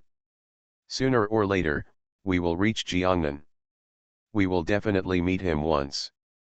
Things were more complicated back then. Li Hansheng must have made mistakes. If we can talk in person, we will see what kind of person he is. Say it, it's not too late to think about this again. Ning Qingyi listened quietly, but her eyes moved slightly, glancing under Ning Yuhi's belly from time to time. It's just that Ning Yuhi wore a nightgown to sleep, covering it from neck to ankles. Apart from the provocative silhouette, nothing else could be seen at all. Summer nights are not too hot, but they are not much cooler either. Ning Qingyi thought for a moment and turned her head. Master, are you hot? Ning Yuhi stopped talking and looked around the room. It's a little hot, what's the matter? How about I go get a fan to fan myself? Ning Qingyi smiled, raised her hand to untie her belly band, took off her thin pants, and lay naked. Why do we wear such thick clothes when it's hot? We used to live in the mountains and it was too hot in summer, so we slept like this without anyone seeing us. Ning Yuhi blinked and said to himself, it was true before, but you were only about 10 years old at that time, and now you are a girl the size of a small watermelon. Ning Yuhi subconsciously glanced at his apprentice's tournure, and remembered some messy scene. His face turned slightly red, and he slowly untied his nightgown, placed it next to him, and lay down side by side with Ning Qingyi. He smiled and said, it was indeed like this in the past. Well, you were still young at that time, and the two of you lived alone in the mountains without being disturbed, and you thought it was quite interesting. Ning Qingyi lay on her side, facing Ning Yuhi, pretending to listen, and glanced down. When she realized that she couldn't see, she helped cover the quilt, lifted the thin blanket slightly, and pulled it up. At a glance, the imprint of Fei Feng's wings was intact. There was some confusion in Ning Qingyi's eyes. The color had obviously faded in the afternoon, but it looked fine. Ning Yuhi did not notice these small movements. Seeing that his apprentice was a little absent-minded, he comforted him. Don't think so much. People still have to live their own lives. There are no obstacles that can't be overcome. The more you think about it, the sadder you will be. It's best to live in the present. You are 18 or 19 years old. What you should think about now is the marriage between a man and a woman, otherwise in the future, when you get to my age, it's too late to think about these things. How could it be? Ning Qingyi pursed her lips and smiled. After thinking for a while, she suddenly raised her arms and hugged Ning Yuhi tightly, with her legs still on Ning Yuhi's body. She was exactly the same as when she was a child who had trouble sleeping and pestered her master. Ning Yuhi's body stiffened slightly. Being hugged by a woman who was taller than her felt much weirder than being held down by Jeju and ruined by Su Buling. She hesitated for a moment, but didn't push him away. She just slowly stroked Qingyi's back with her hand and continued talking about her family's shortcomings. Clinging to each other, Ning Qingyi remained silent and used her legs to feel the mark of the flying phoenix spreading its wings. It's just that the paint prepared by Xiao Xianger is excellent, and I have already thought about the issue of touch. It is no different from rouge. It feels silky and smooth, and you can't feel anything at all. Ning Qingyi felt it for a moment and found nothing strange, so she just thought it was because something accidentally rubbed on her clothes and happened to be in that position. But this time, Ning Qingyi also had other thoughts on her mind. She opened her eyes and looked at the master's profile, and said in a soft voice, Master, do you also want to get married? Ning Yuhi blinked his eyes, his thoughts turning secretly. Well, I am a woman from the world, and I definitely want to have a lover. But I encountered so many things later that I was forced to go to Changqing Temple to become a monk. Now I have returned to the secular world, but the matter of getting married, I haven't thought about it, mainly because I haven't met anyone, and there are too few people with whom I can be destined. Ning Qingyi nodded slowly, thought carefully, and said seriously, Master, we have been dependent on each other for so many years and have become relatives. I have never meant not to allow Master to marry. If you have such thoughts, you can tell me, just like Chu Chu, if you hide it. In fact, it's even more uncomfortable than having to get married. Ning Yuhi's expression froze, and she was obviously panicked. She didn't know if King Yi saw something, and she was afraid of ruining the relationship between her and King Yi, so she hurriedly said, "King Yi, how could I hide it from you? I promised." Ning King Yi opened her eyes, slightly dissatisfied. "What does it have to do with Su Buling? Although he is your apprentice, he only entered the door halfway, so he can still deny you permission to marry? He has a big face? What are you afraid of him for?" Ning Yuhi tensed up, looked at King Yi's serious eyes, held it in for a long time, and sighed. "Forget it, let's talk about it later. I haven't thought about this yet. We're going to fight. Let's talk about it when we calm down." When Ning Qingyi saw this, she didn't ask any more questions. She just hugged Ning Yuhi and said softly, "Master, I have said before, no matter who you like, as long as you really like it, I will not object, except Li Han's hung." Ning Yuhi pursed his lips and smiled, thought for a while, and sighed again. "Well, actually I can't let you go. We have been together for so many years. If I get married, we will become two families and we will definitely be separated. Unlike Chu Chu and her master, who can still be together after getting married, then damn it, if nothing else, your life is really good, it's so enviable." Ning Qingyi was straightforward, so she didn't understand the second half of the sentence, so she sighed softly. "Yes, I can't follow master when he gets married. I really can't bear to leave. But it's not okay if I don't get married. I can't really keep me alone until I grow old. How can I bear it? It's hard to have both worlds, like Ye Juniang and Chu Chu did. Although master can understand the matter, he definitely can't do it. Well, why can't I do it?" Ning Yuhi opened his mouth, but he was too embarrassed to say okay, so he just hummed softly. "Stop thinking about it and go to bed early." Ning Qingyi nodded, let go of Ning Yuhi, lay upright on the pillow, closed her eyes. The Prince is Very Fierce. Author, Guan Guan Gong Zi. Chapter 668. The stars and rivers are turning, the moon is setting and the sun is rising, and the white fish belly appears in the east. In the bedroom of the main house, there is a map of Chu Di on the desk. Various files are piled up. Even a few weapons can only be leaned against the corner. Between the curtains, Su Buling was sleeping soundly with his eyes closed. Maybe he was busy with the tedious affairs of the army for many days, and was mentally exhausted. His sleep quality was a bit poor, and he was dreaming. First, he dreamed that he was back on the building boat. Mr. Bao Bao and Aunt Lu were wearing nightgowns and hooking their fingers at him. After walking into the bead curtain, they became Xiao Qi and Yu Fu again. Su Buring was about to speak when suddenly a giant hand fell from the dome, pinched him, and held him in the palm of his hand, unable to move. On the pillow, Su Buling frowned and woke up directly. He turned his head and looked blankly, and saw that the little nightingale next to him was gone. He looked down again. "I'll go." Rustling, rustling. Nightingale poked her little face out from under the thin quilt, and blinked her energetic eyes. "Good morning, sir. Why are you so early? Are you pulling carrots?" Su Buring didn't know what to say, so he raised his hand and flicked it on Nightingale's head, took out her little hand, turned over and sat up, and said seriously, "Nightingale, you are becoming more and more unruly. I am the master and you are the maid.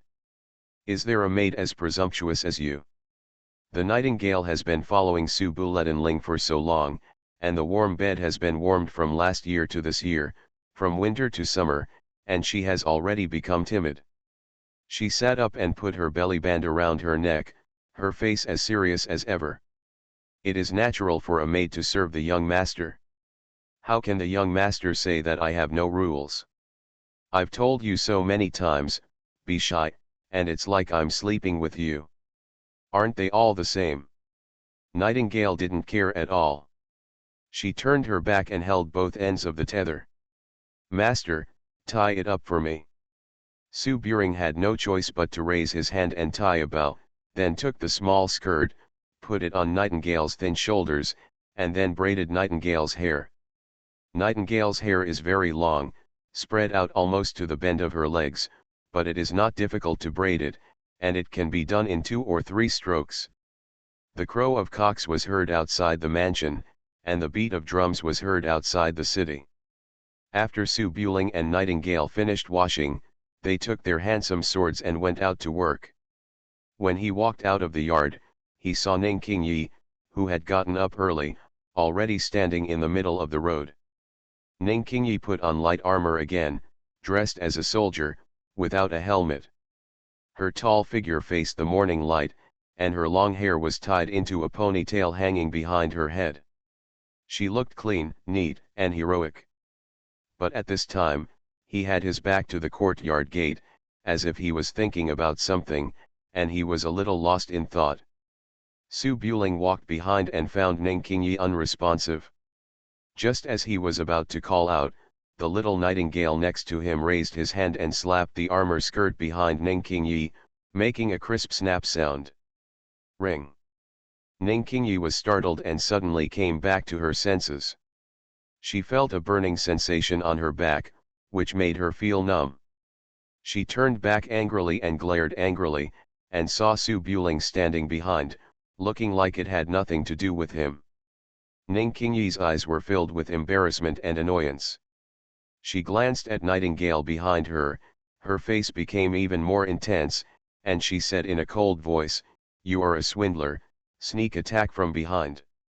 Su Buling was naturally quite innocent, but Qingyi probably wouldn't believe it when he explained that Nightingale had beaten him. He thought for a while, then simply walked up to him, patted him again, and said seriously, "Try to see how the armor's defense is. Also, you are too incompetent as a soldier. You can't even notice someone walking behind you. You should pay more attention in the future. You." Ning Qingyi hid sideways, noticing Nightingale snickering behind her, and didn't want to talk to Su Buling about something that would definitely lead to a loss. She moved to the side, turned her cheek away and stopped talking. The 3 of them walked together to the military camp outside the city. Su Buling walked beside Ning Qingyi and asked with a smile, "Qingyi, what were you thinking about just now? So entranced." Ning Qingyi got up early in the morning and waited here. Firstly, he continued to perform his duties as a soldier, and secondly, it was about his master's affairs. She hesitated, turned her cheek back, and whispered, "Su Buletinling, do you feel that our master is different from before?" Su Buletinling's eyes froze slightly, and his steps subconsciously slowed down by half a minute. "Is there any?" "Have." Ning Qingyi walked in the alley with her hand on the hilt of her sword, carefully thinking about her words before continuing. "In the past, when I was on the mountain, my master had a very dull temperament. He did nothing but meditate and practice martial arts. But now it's different. I suddenly found that my master has changed a lot. Well, just like Manzi, he has a very cheerful temperament and talks and laughs all day long. Smile, I don't know when, I no longer have taboos, I feel like an ordinary woman." Su Buling had discovered a long time ago that Yuhi's nature was like this, but he had a rough life and suppressed his nature in the mountains. He smiled and said, "Isn't this bad? Good must be good." Ning Qingyi didn't know how to describe it, so she thought about it.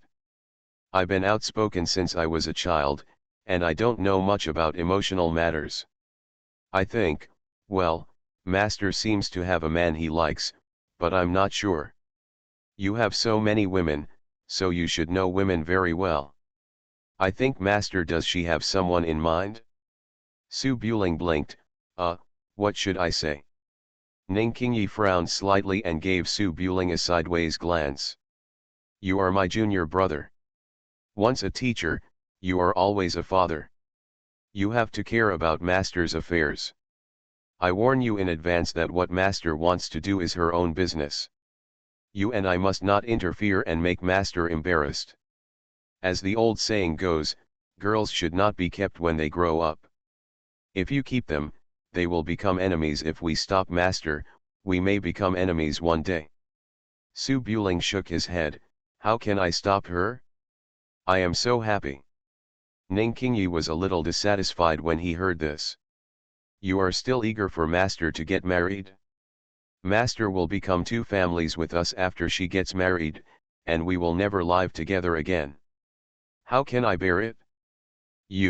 Forget it, you have only been married for a few days, you must not care about master.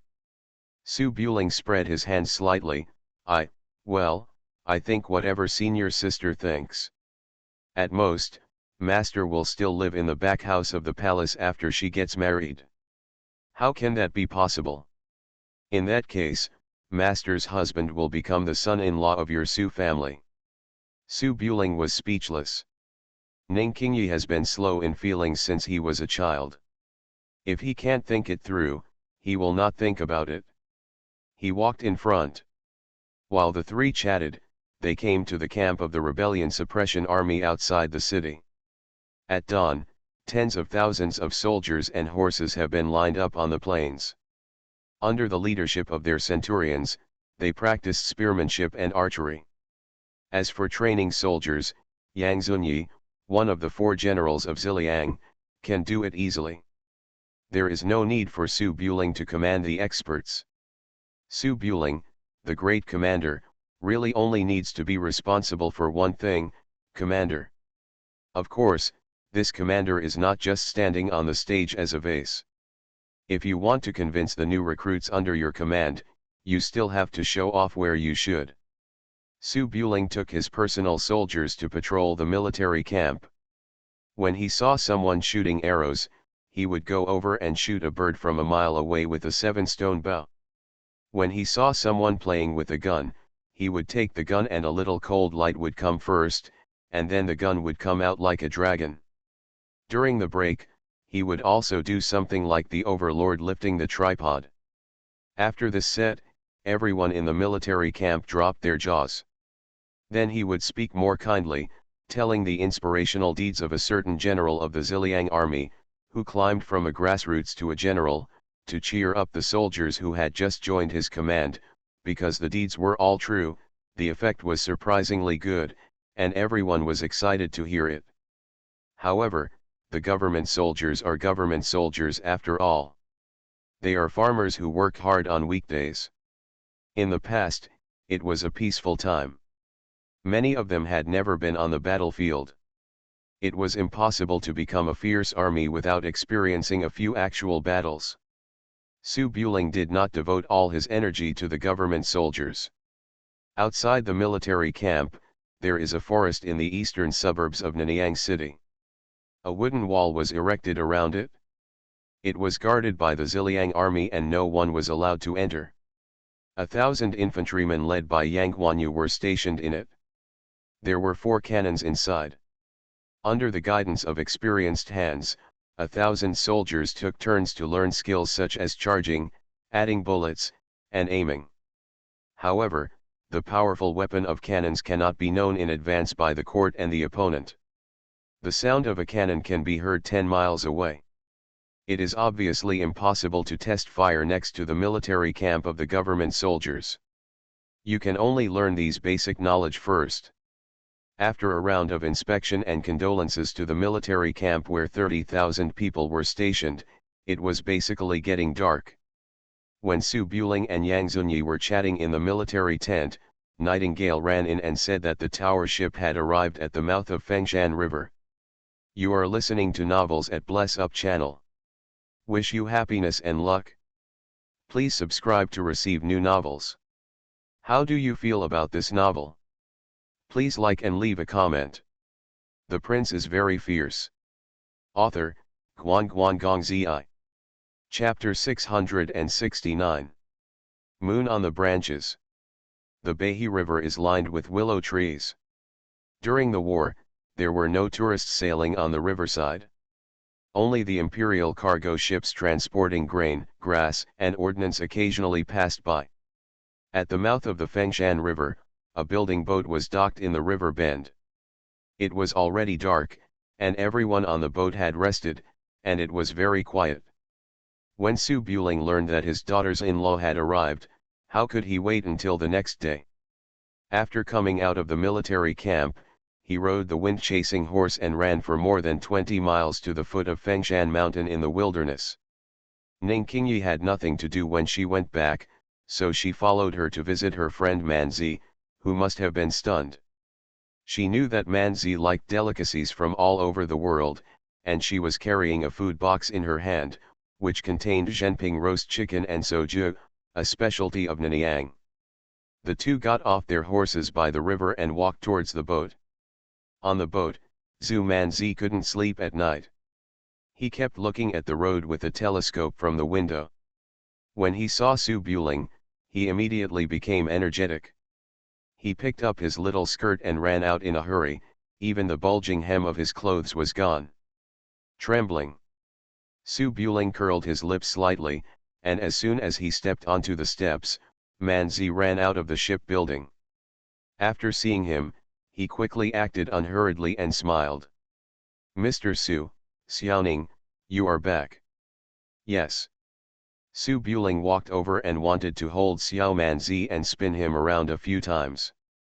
Unexpectedly, before taking action, Ning Qingyi picked up Zhu Manzi and walked towards the corridor. "Manzi, don't worry about him. I brought you roast chicken, which is very famous in Nanyang. I know you have a big appetite, so I brought you 2 portions. Zhu Manzi waited impatiently for a month and was pulled into the cabin without even touching her lover's hand. She was definitely not happy. She turned back 3 times and said with some tangle, "Mr. Su, are you hungry? Do you want to come with us?" Ning Qingyi and Su Buling were sitting together, and they were sure to be taken advantage of. She shook her head and said, "He's not hungry, and I didn't buy anything for him." "Ah. Why don't you give your share to Mr. Su?" "I'm kidding, let's go." As they spoke, the 2 girls disappeared into the corridor. Su Buling was a little amused and did not disturb the gathering of the 2 sisters. He entered the shipbuilding and took a quick look. The ladies were probably asleep. He went straight up the stairs to the study on the 2nd floor. Xiao Qi had already expected that Su Buling would rush over overnight if he couldn't wait until tomorrow morning. She had already been waiting for a long time. A green lamp was burning in the large study room. Xiao Qi was reading at the desk with a book in her hand. However, her thin skirt was clear and she was obviously wearing it deliberately to seduce her husband. There was nothing inside, and everything could be seen through the thin skirt. Su Buling pushed open the door, glanced at it, and then understood it, walked behind the chair, and leaned into Xiao Qi's ear. "Madam, are you still busy?" Xiao Qi patted Su Buling's hand with a book. "Let's talk about business first. Why do you do anything when you come back? It's important to have a wife for any serious business, don't be in a hurry." With a smile in his eyes, Su Buletinling picked up Xiao Qi and placed her on the desk that had been packed long ago.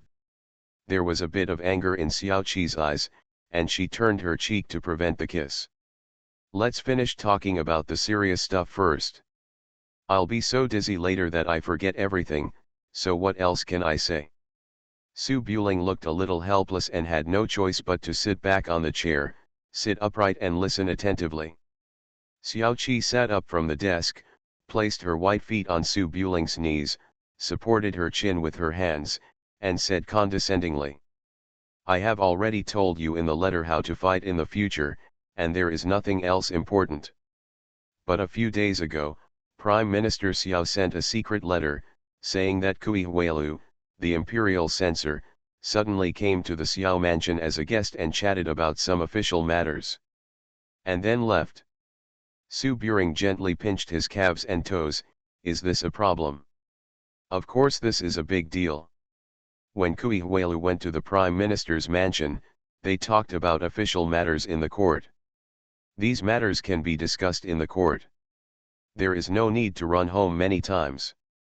The head of the Kui family, one of the 5 surnames, there must be a purpose for talking so much nonsense at home without visiting the house. Xiao Xiang couldn't figure out his intention, so he wrote to me to ask, but I couldn't figure it out either. What do you think? Su Buletinling thought for a moment, shook his head and said, I just came to chat about business. Who can guess the intention? Could it be that the Kui family discovered that Kui Zioan was missing? Every once in a while, the Kui family would go to the Peach Blossom Sea to have a look. Based on the time, we should know by now, but they probably don't know that Zioan is here with me. Even if they know, it has nothing to do with the Xiao family. Xiao Qi nodded, that's true. Since Kui Huelu came to the door and didn't say anything, he must have just reminded Mr. Xiao to remember this matter. It is estimated that he will wait until the situation changes in the future. We'll understand the intention. Having said this, Xiao Qi thought about it for a moment, then chuckled. By the way, if you marry Kui Zioan, plus me and Hongluan, you will become the son-in-law of the 3 Xiao Lu Kui families. You have hundreds of thousands of Ziliang troops, are martial arts masters, and have a high position. You can obviously rely on your ability. He made great achievements, but in the end he relied on seducing women and sleeping with more than 10,000 people. Su Buling narrowed his eyes slightly, raised his hand and pressed the daughter-in-law who dared to offend her husband on the desk. Kikai, you are a bit presumptuous, even your husband dares to tease you. Xiao Qi was not afraid at all and raised her slender eyebrows. What? As a grown man, you dare to do something but don't dare to let others say it? That's how it is. I was just joking. The long night, the stars and moon are faint. Su Buling finished cleaning up Kikai's clothes and came out of the room. It was already past 3 o'clock. There are many wives on the boat, and they must be waiting for them after not seeing each other for many days. It is obviously impossible to rest tonight. Su Buling walked slowly down the 2nd floor and came to the corridor on the 1st floor. He wanted to wait on each of them one by one. Before he reached Aunt Lu's room, the door of Manzi suddenly opened, and there was a picture with a hint of drunkenness. His little face poked out and he whispered furtively. Master Su, come in quickly. Manzi, you're not asleep yet? Can you treat me to a drink? Seeing this, Su Buling took advantage of the situation and entered the room. Manzi's room is completely different from other girls'. On the table are various collectibles collected along the way, such as swords, guns, halberds, picture albums, etc. The portrait of the old sword master is still hanging on the wall. At this time, there was a small plate with only chicken bones on the small table in the room, and the soja next to it was also empty. On the bed, Ning Qingyi, who had changed out of her armor, was lying on it. Shensu was pretty and flushed. She had obviously fallen asleep after drinking too much. The thin blanket was casually covered around her waist. From the side, half of her body under the lotus could be seen. Ark. Su Buling blinked and looked at Zhu Manzi blankly. Zhu Manzi was so drunk that she pushed the door shut with her back and bolted it. She had obviously freshened up and put some rouge on herself. She raised her red face and looked a little shy. Mr. Su, hurry up, Xiao Ning is drunk. I drank the sobering soup in advance, and it was hard to knock her over. Drunk the night away. Su Buling thought about it for a moment, felt a little funny, shook his head, raised his hand and pinched Manzi's face. Don't be ridiculous. How could I take advantage of others when I'm drunk on a clear night? She'll wake up tomorrow and have to cut me into pieces. Zhu Manzi frowned, raised his hands and hugged Su Buling's waist, and said dissatisfied. Who said you were allowed to bully her? I mean, you bullied me in front of her, just like last time. Is this okay? I really hold a grudge. Su Buletinling's eyes were slightly stunned. He looked at Manji for a long time and touched Manji's forehead with his hand. Zhu Manzi shook his head. Seeing that Su Buling was motionless, he picked up the tall Su Buling with all his strength and staggered towards the bed. I don't have a fever, Jianghu people repay kindness with kindness and revenge with hatred. She is so heartless and bullies others too much, I also bully her like that. Su Buling couldn't laugh or cry, and was naturally very honored by this invitation. He changed over, and a princess picked up a handful of branches, placed them next to King Yi, and then moved towards her rosy round face. Zhu Manzi was a little dizzy after drinking too much, but his thoughts were still clear. At this time, he became nervous again, and said in a drunken voice. Wait, Mr. Su, I'm still young, don't be serious, just kiss me casually, just like you did to Xiaoning. I know. Su Buletinling held up his little face and took a few big bites. Woo! Zhu Manzi knew nothing, but instinctively hooked Su Buling's neck. After being bullied for a few times, he secretly raised his hand and pushed Ning Qingyi.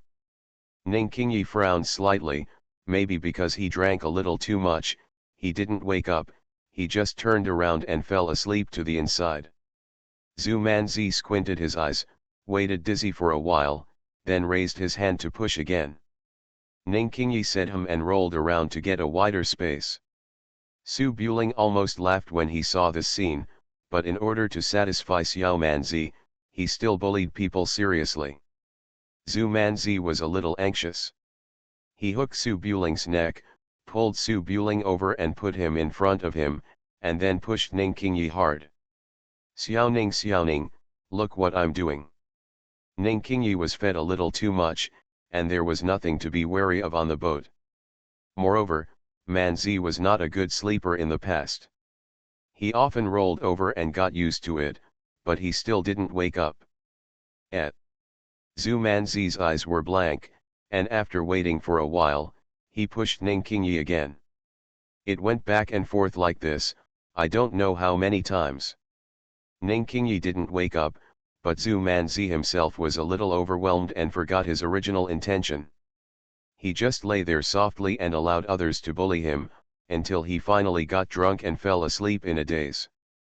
After Su Buling coaxed Manzi to sleep, he stood up, shook his head and smiled, this girl. After glancing at the two girls for a few times, Su Buling leaned over again, wanting to kiss Ning Qingyi on the forehead before leaving. Only.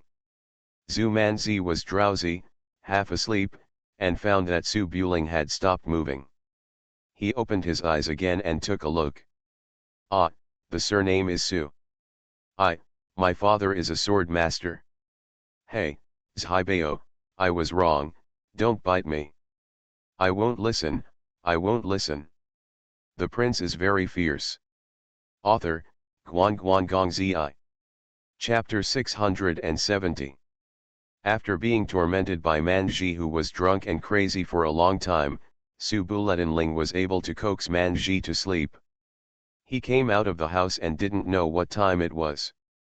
After Su Buling closed the door, he straightened his messy robes and came outside Aunt Lu's room. The lights in the room had turned on at some point. She must have gotten up after hearing that he was back. Since he was awake, there was no need to bother knocking on the door. Su Buling pushed open the door and came into the room. What he saw was not Aunt Lu lying on the couch and curling her fingers. There is a candlestick on the small round table, with a few side dishes and a pot of wine placed on it. They are all covered with lids to prevent them from getting cold after too long. Lu Hongluan was wearing a dark green dress, sitting next to the table, holding her cheek with her hands, nodding her head from time to time. Obviously she had fallen asleep after waiting for too long. Song Yufu was also in the room, her hair was styled into a woman's bun, and she was also holding her cheek in her hands, but she didn't doze off, but looked at the candlelight in a daze. Hearing the sound of opening the door, Song Yufu immediately turned around, a look of surprise flashed in her eyes. "Ms. Sir." Lu Hongluan woke up, quickly straightened her clothes, sat down, and glanced at Su Buling. Why did you come here? The food is already cold. It takes so long to talk to Xiao Qi about something. Could it be that we are talking under the covers again? Su Buling felt warm in his heart, walked up to him, and sat down next to him. How can we talk about it under the covers and on the table? Lu Hongluan didn't believe it at all, but after finally coming back, it wasn't surprising that he was doing firewood. She picked up the jug and poured a glass. Eat something quickly. Those who have been fighting and sleeping outdoors have lost weight. Song Yufo helped to serve the rice. In a blink of an eye, she saw Su Buling's hair was messy and there were teeth marks on his hands. He said curiously. Just now Manzi seemed to have called our husband Su. Manzi has always been the most attached to our husband, why did he suddenly become so fierce? Su Buling couldn't explain the matter of Zhiqian Mu, 3, so he shook his head and said, I drank a little too much, it was just a joke, let's eat and eat. Song Yufo nodded, thought for a moment, and quietly came closer. Sister Xiang'er has not thought about tea and food these days, and she probably hasn't slept either. Do you want to call Sister Xiang'er over? Lu Hongluan naturally knew her best friend, and she was probably crying at this moment. She actually wanted to bring Xiang'er over to serve Su Buling. After all, Xiang'er knew how to play, and she and Yufo were both very shy. Doesn't know how to serve people. However, it was obviously a bit difficult to call Xiang'er over at this time. Lu Hongluan shook his head and said. She's with her daughter-in-law, so why would she come over here? My daughter, please go over and ask her after dinner. She'll probably feel better after hearing her voice. Su Buling was helpless about this, but he couldn't treat Kui Zioan as an outsider and throw him out. At the moment, he could only eat first and go over to see the situation later. The summer night is slightly cool, and the soft sound of the river water lapping against the edge of the boat comes from the stern, making the wing behind the terrace even more peaceful. There are 2 more flower pots on the terrace, with buds already sprouting out. In the bedroom in the back room, 2 dresses are neatly stacked on a tray, and there is a half-carved mahjong on the table. Between the curtains, the mother-in-law and daughter-in-law, who are both Bakui, were lying back to back and seemed to be fast asleep. It's just that Xiao Xiang'er is a night owl, and she knows that Su Buling will definitely come here tonight. At this time, she is not even half sleepy. She closes her eyes and rubs the mahogany sign in her hand, and her mind is full of sweet memories in various places in the past. A sweet scene. Xiao Xiang'er felt itchy in her heart when she thought that her smelly brother was happy in her sister's and Hongluan's house, but she could only pretend to be asleep here. She listened carefully, and her breathing was steady and soft behind her back, as if she had fallen asleep. Xiao Xiang'er opened her eyes, glanced back carefully, then gently lifted the thin blanket, raised her hand to pick up the red skirt placed beside the bed, and prepared to sneak away. It's just that the night is long and there's more than one person who has no intention of sleeping peacefully. Kui Zioan turned around, looked at Xiao Xiang'er who was holding up her upper body, and said crisply. Mother, do you want to go out? Well. Xiao Xiang'er's body stiffened suddenly, her mind changed rapidly, she picked up the water glass on the table and took a sip, then lay back on the pillow and closed her apricot eyes. You haven't slept yet? I'm just thirsty. It's late at night. What are you doing out there? Kui Zioan turned over inside, facing Xiao Xiang'er, put her hands under her cheeks, and blinked. Su Buletinling is back. The Queen Mother and he are husband and wife, so she should miss him very much. Just go if you want. I won't care about this. That being said, Xiao Xiang'er was lying upright on the pillow. Although she really wanted Su Buletinling in her heart, no matter how thick-faced she was too embarrassed to go and have sex with a man when Xiao Wan knew about it. She pursed her lips and smiled. I'm thinking about it. I'll see you tomorrow morning. He should be in my sister's room. What am I going to do? Kui Zioan stared at Xiao Xiang'er's profile and smiled. You can go with Miss Xiao. Su Buletin is so powerful and I can't be tired. Didn't my mother and I spend time together last time? Xiao Xiang'er's expression was slightly stiff and her cheeks turned red. Is there any? Yes, last time Su Buling and I went to visit the grave. After we came back, after dinner, the four of you went to Su Buling together. Oops, no. Well, we are playing mahjong up there. There are 4 people playing mahjong. Besides, my mother hasn't finished carving mahjong yet. Xiao Xiang'er's face turned redder and redder, and after holding it in for a long time, she stopped talking. Kui Zioan smiled, raised her hand and gently pushed Xiao Xiang'er's shoulder. Go, otherwise I will live in the Queen Mother's house and always interfere with the Queen Mother's affairs. As time goes by, the Queen Mother will become dissatisfied with me. How could it be? Xiao Xiang'er secretly warned herself, don't be impulsive, don't be impulsive, don't do it, pretending to be calm, and said with a smile. What's in the way? That kind of thing, to put it bluntly, is a woman serving a man, which is tiring and boring. Zioan, it seems that you haven't consummated the relationship yet, and you don't know the hardships of that kind of thing. Kui Zioan's eyes were serious. How could it be boring? The harmony of yin and yang is the foundation for the survival of all things. If it were boring, trees, flowers, grass, birds and beasts would all become extinct. How could they be passed down from ancient times to the present day? Queen Mother, don't make excuses. I can see that you are desperate. Now fall on Su Buling. Xiao Xiang'er's face turned red. Oh no, you girl, let's talk about me, bah, I'm angry. Oh. Seeing this, Kui Zioan couldn't persuade her anymore. If she got up and went out, she would have no place to live, so she could only lie in front of her like this and closed her eyes again. After a while, there were footsteps outside the door, and then a knock on the door. Dong dong. They both opened their eyes at the same time. Kui Zioan turned around, faced inside, and whispered, Mother, just think that I am asleep. Xiao Xiang'er clenched her hands tightly, but there was nothing she could do about it.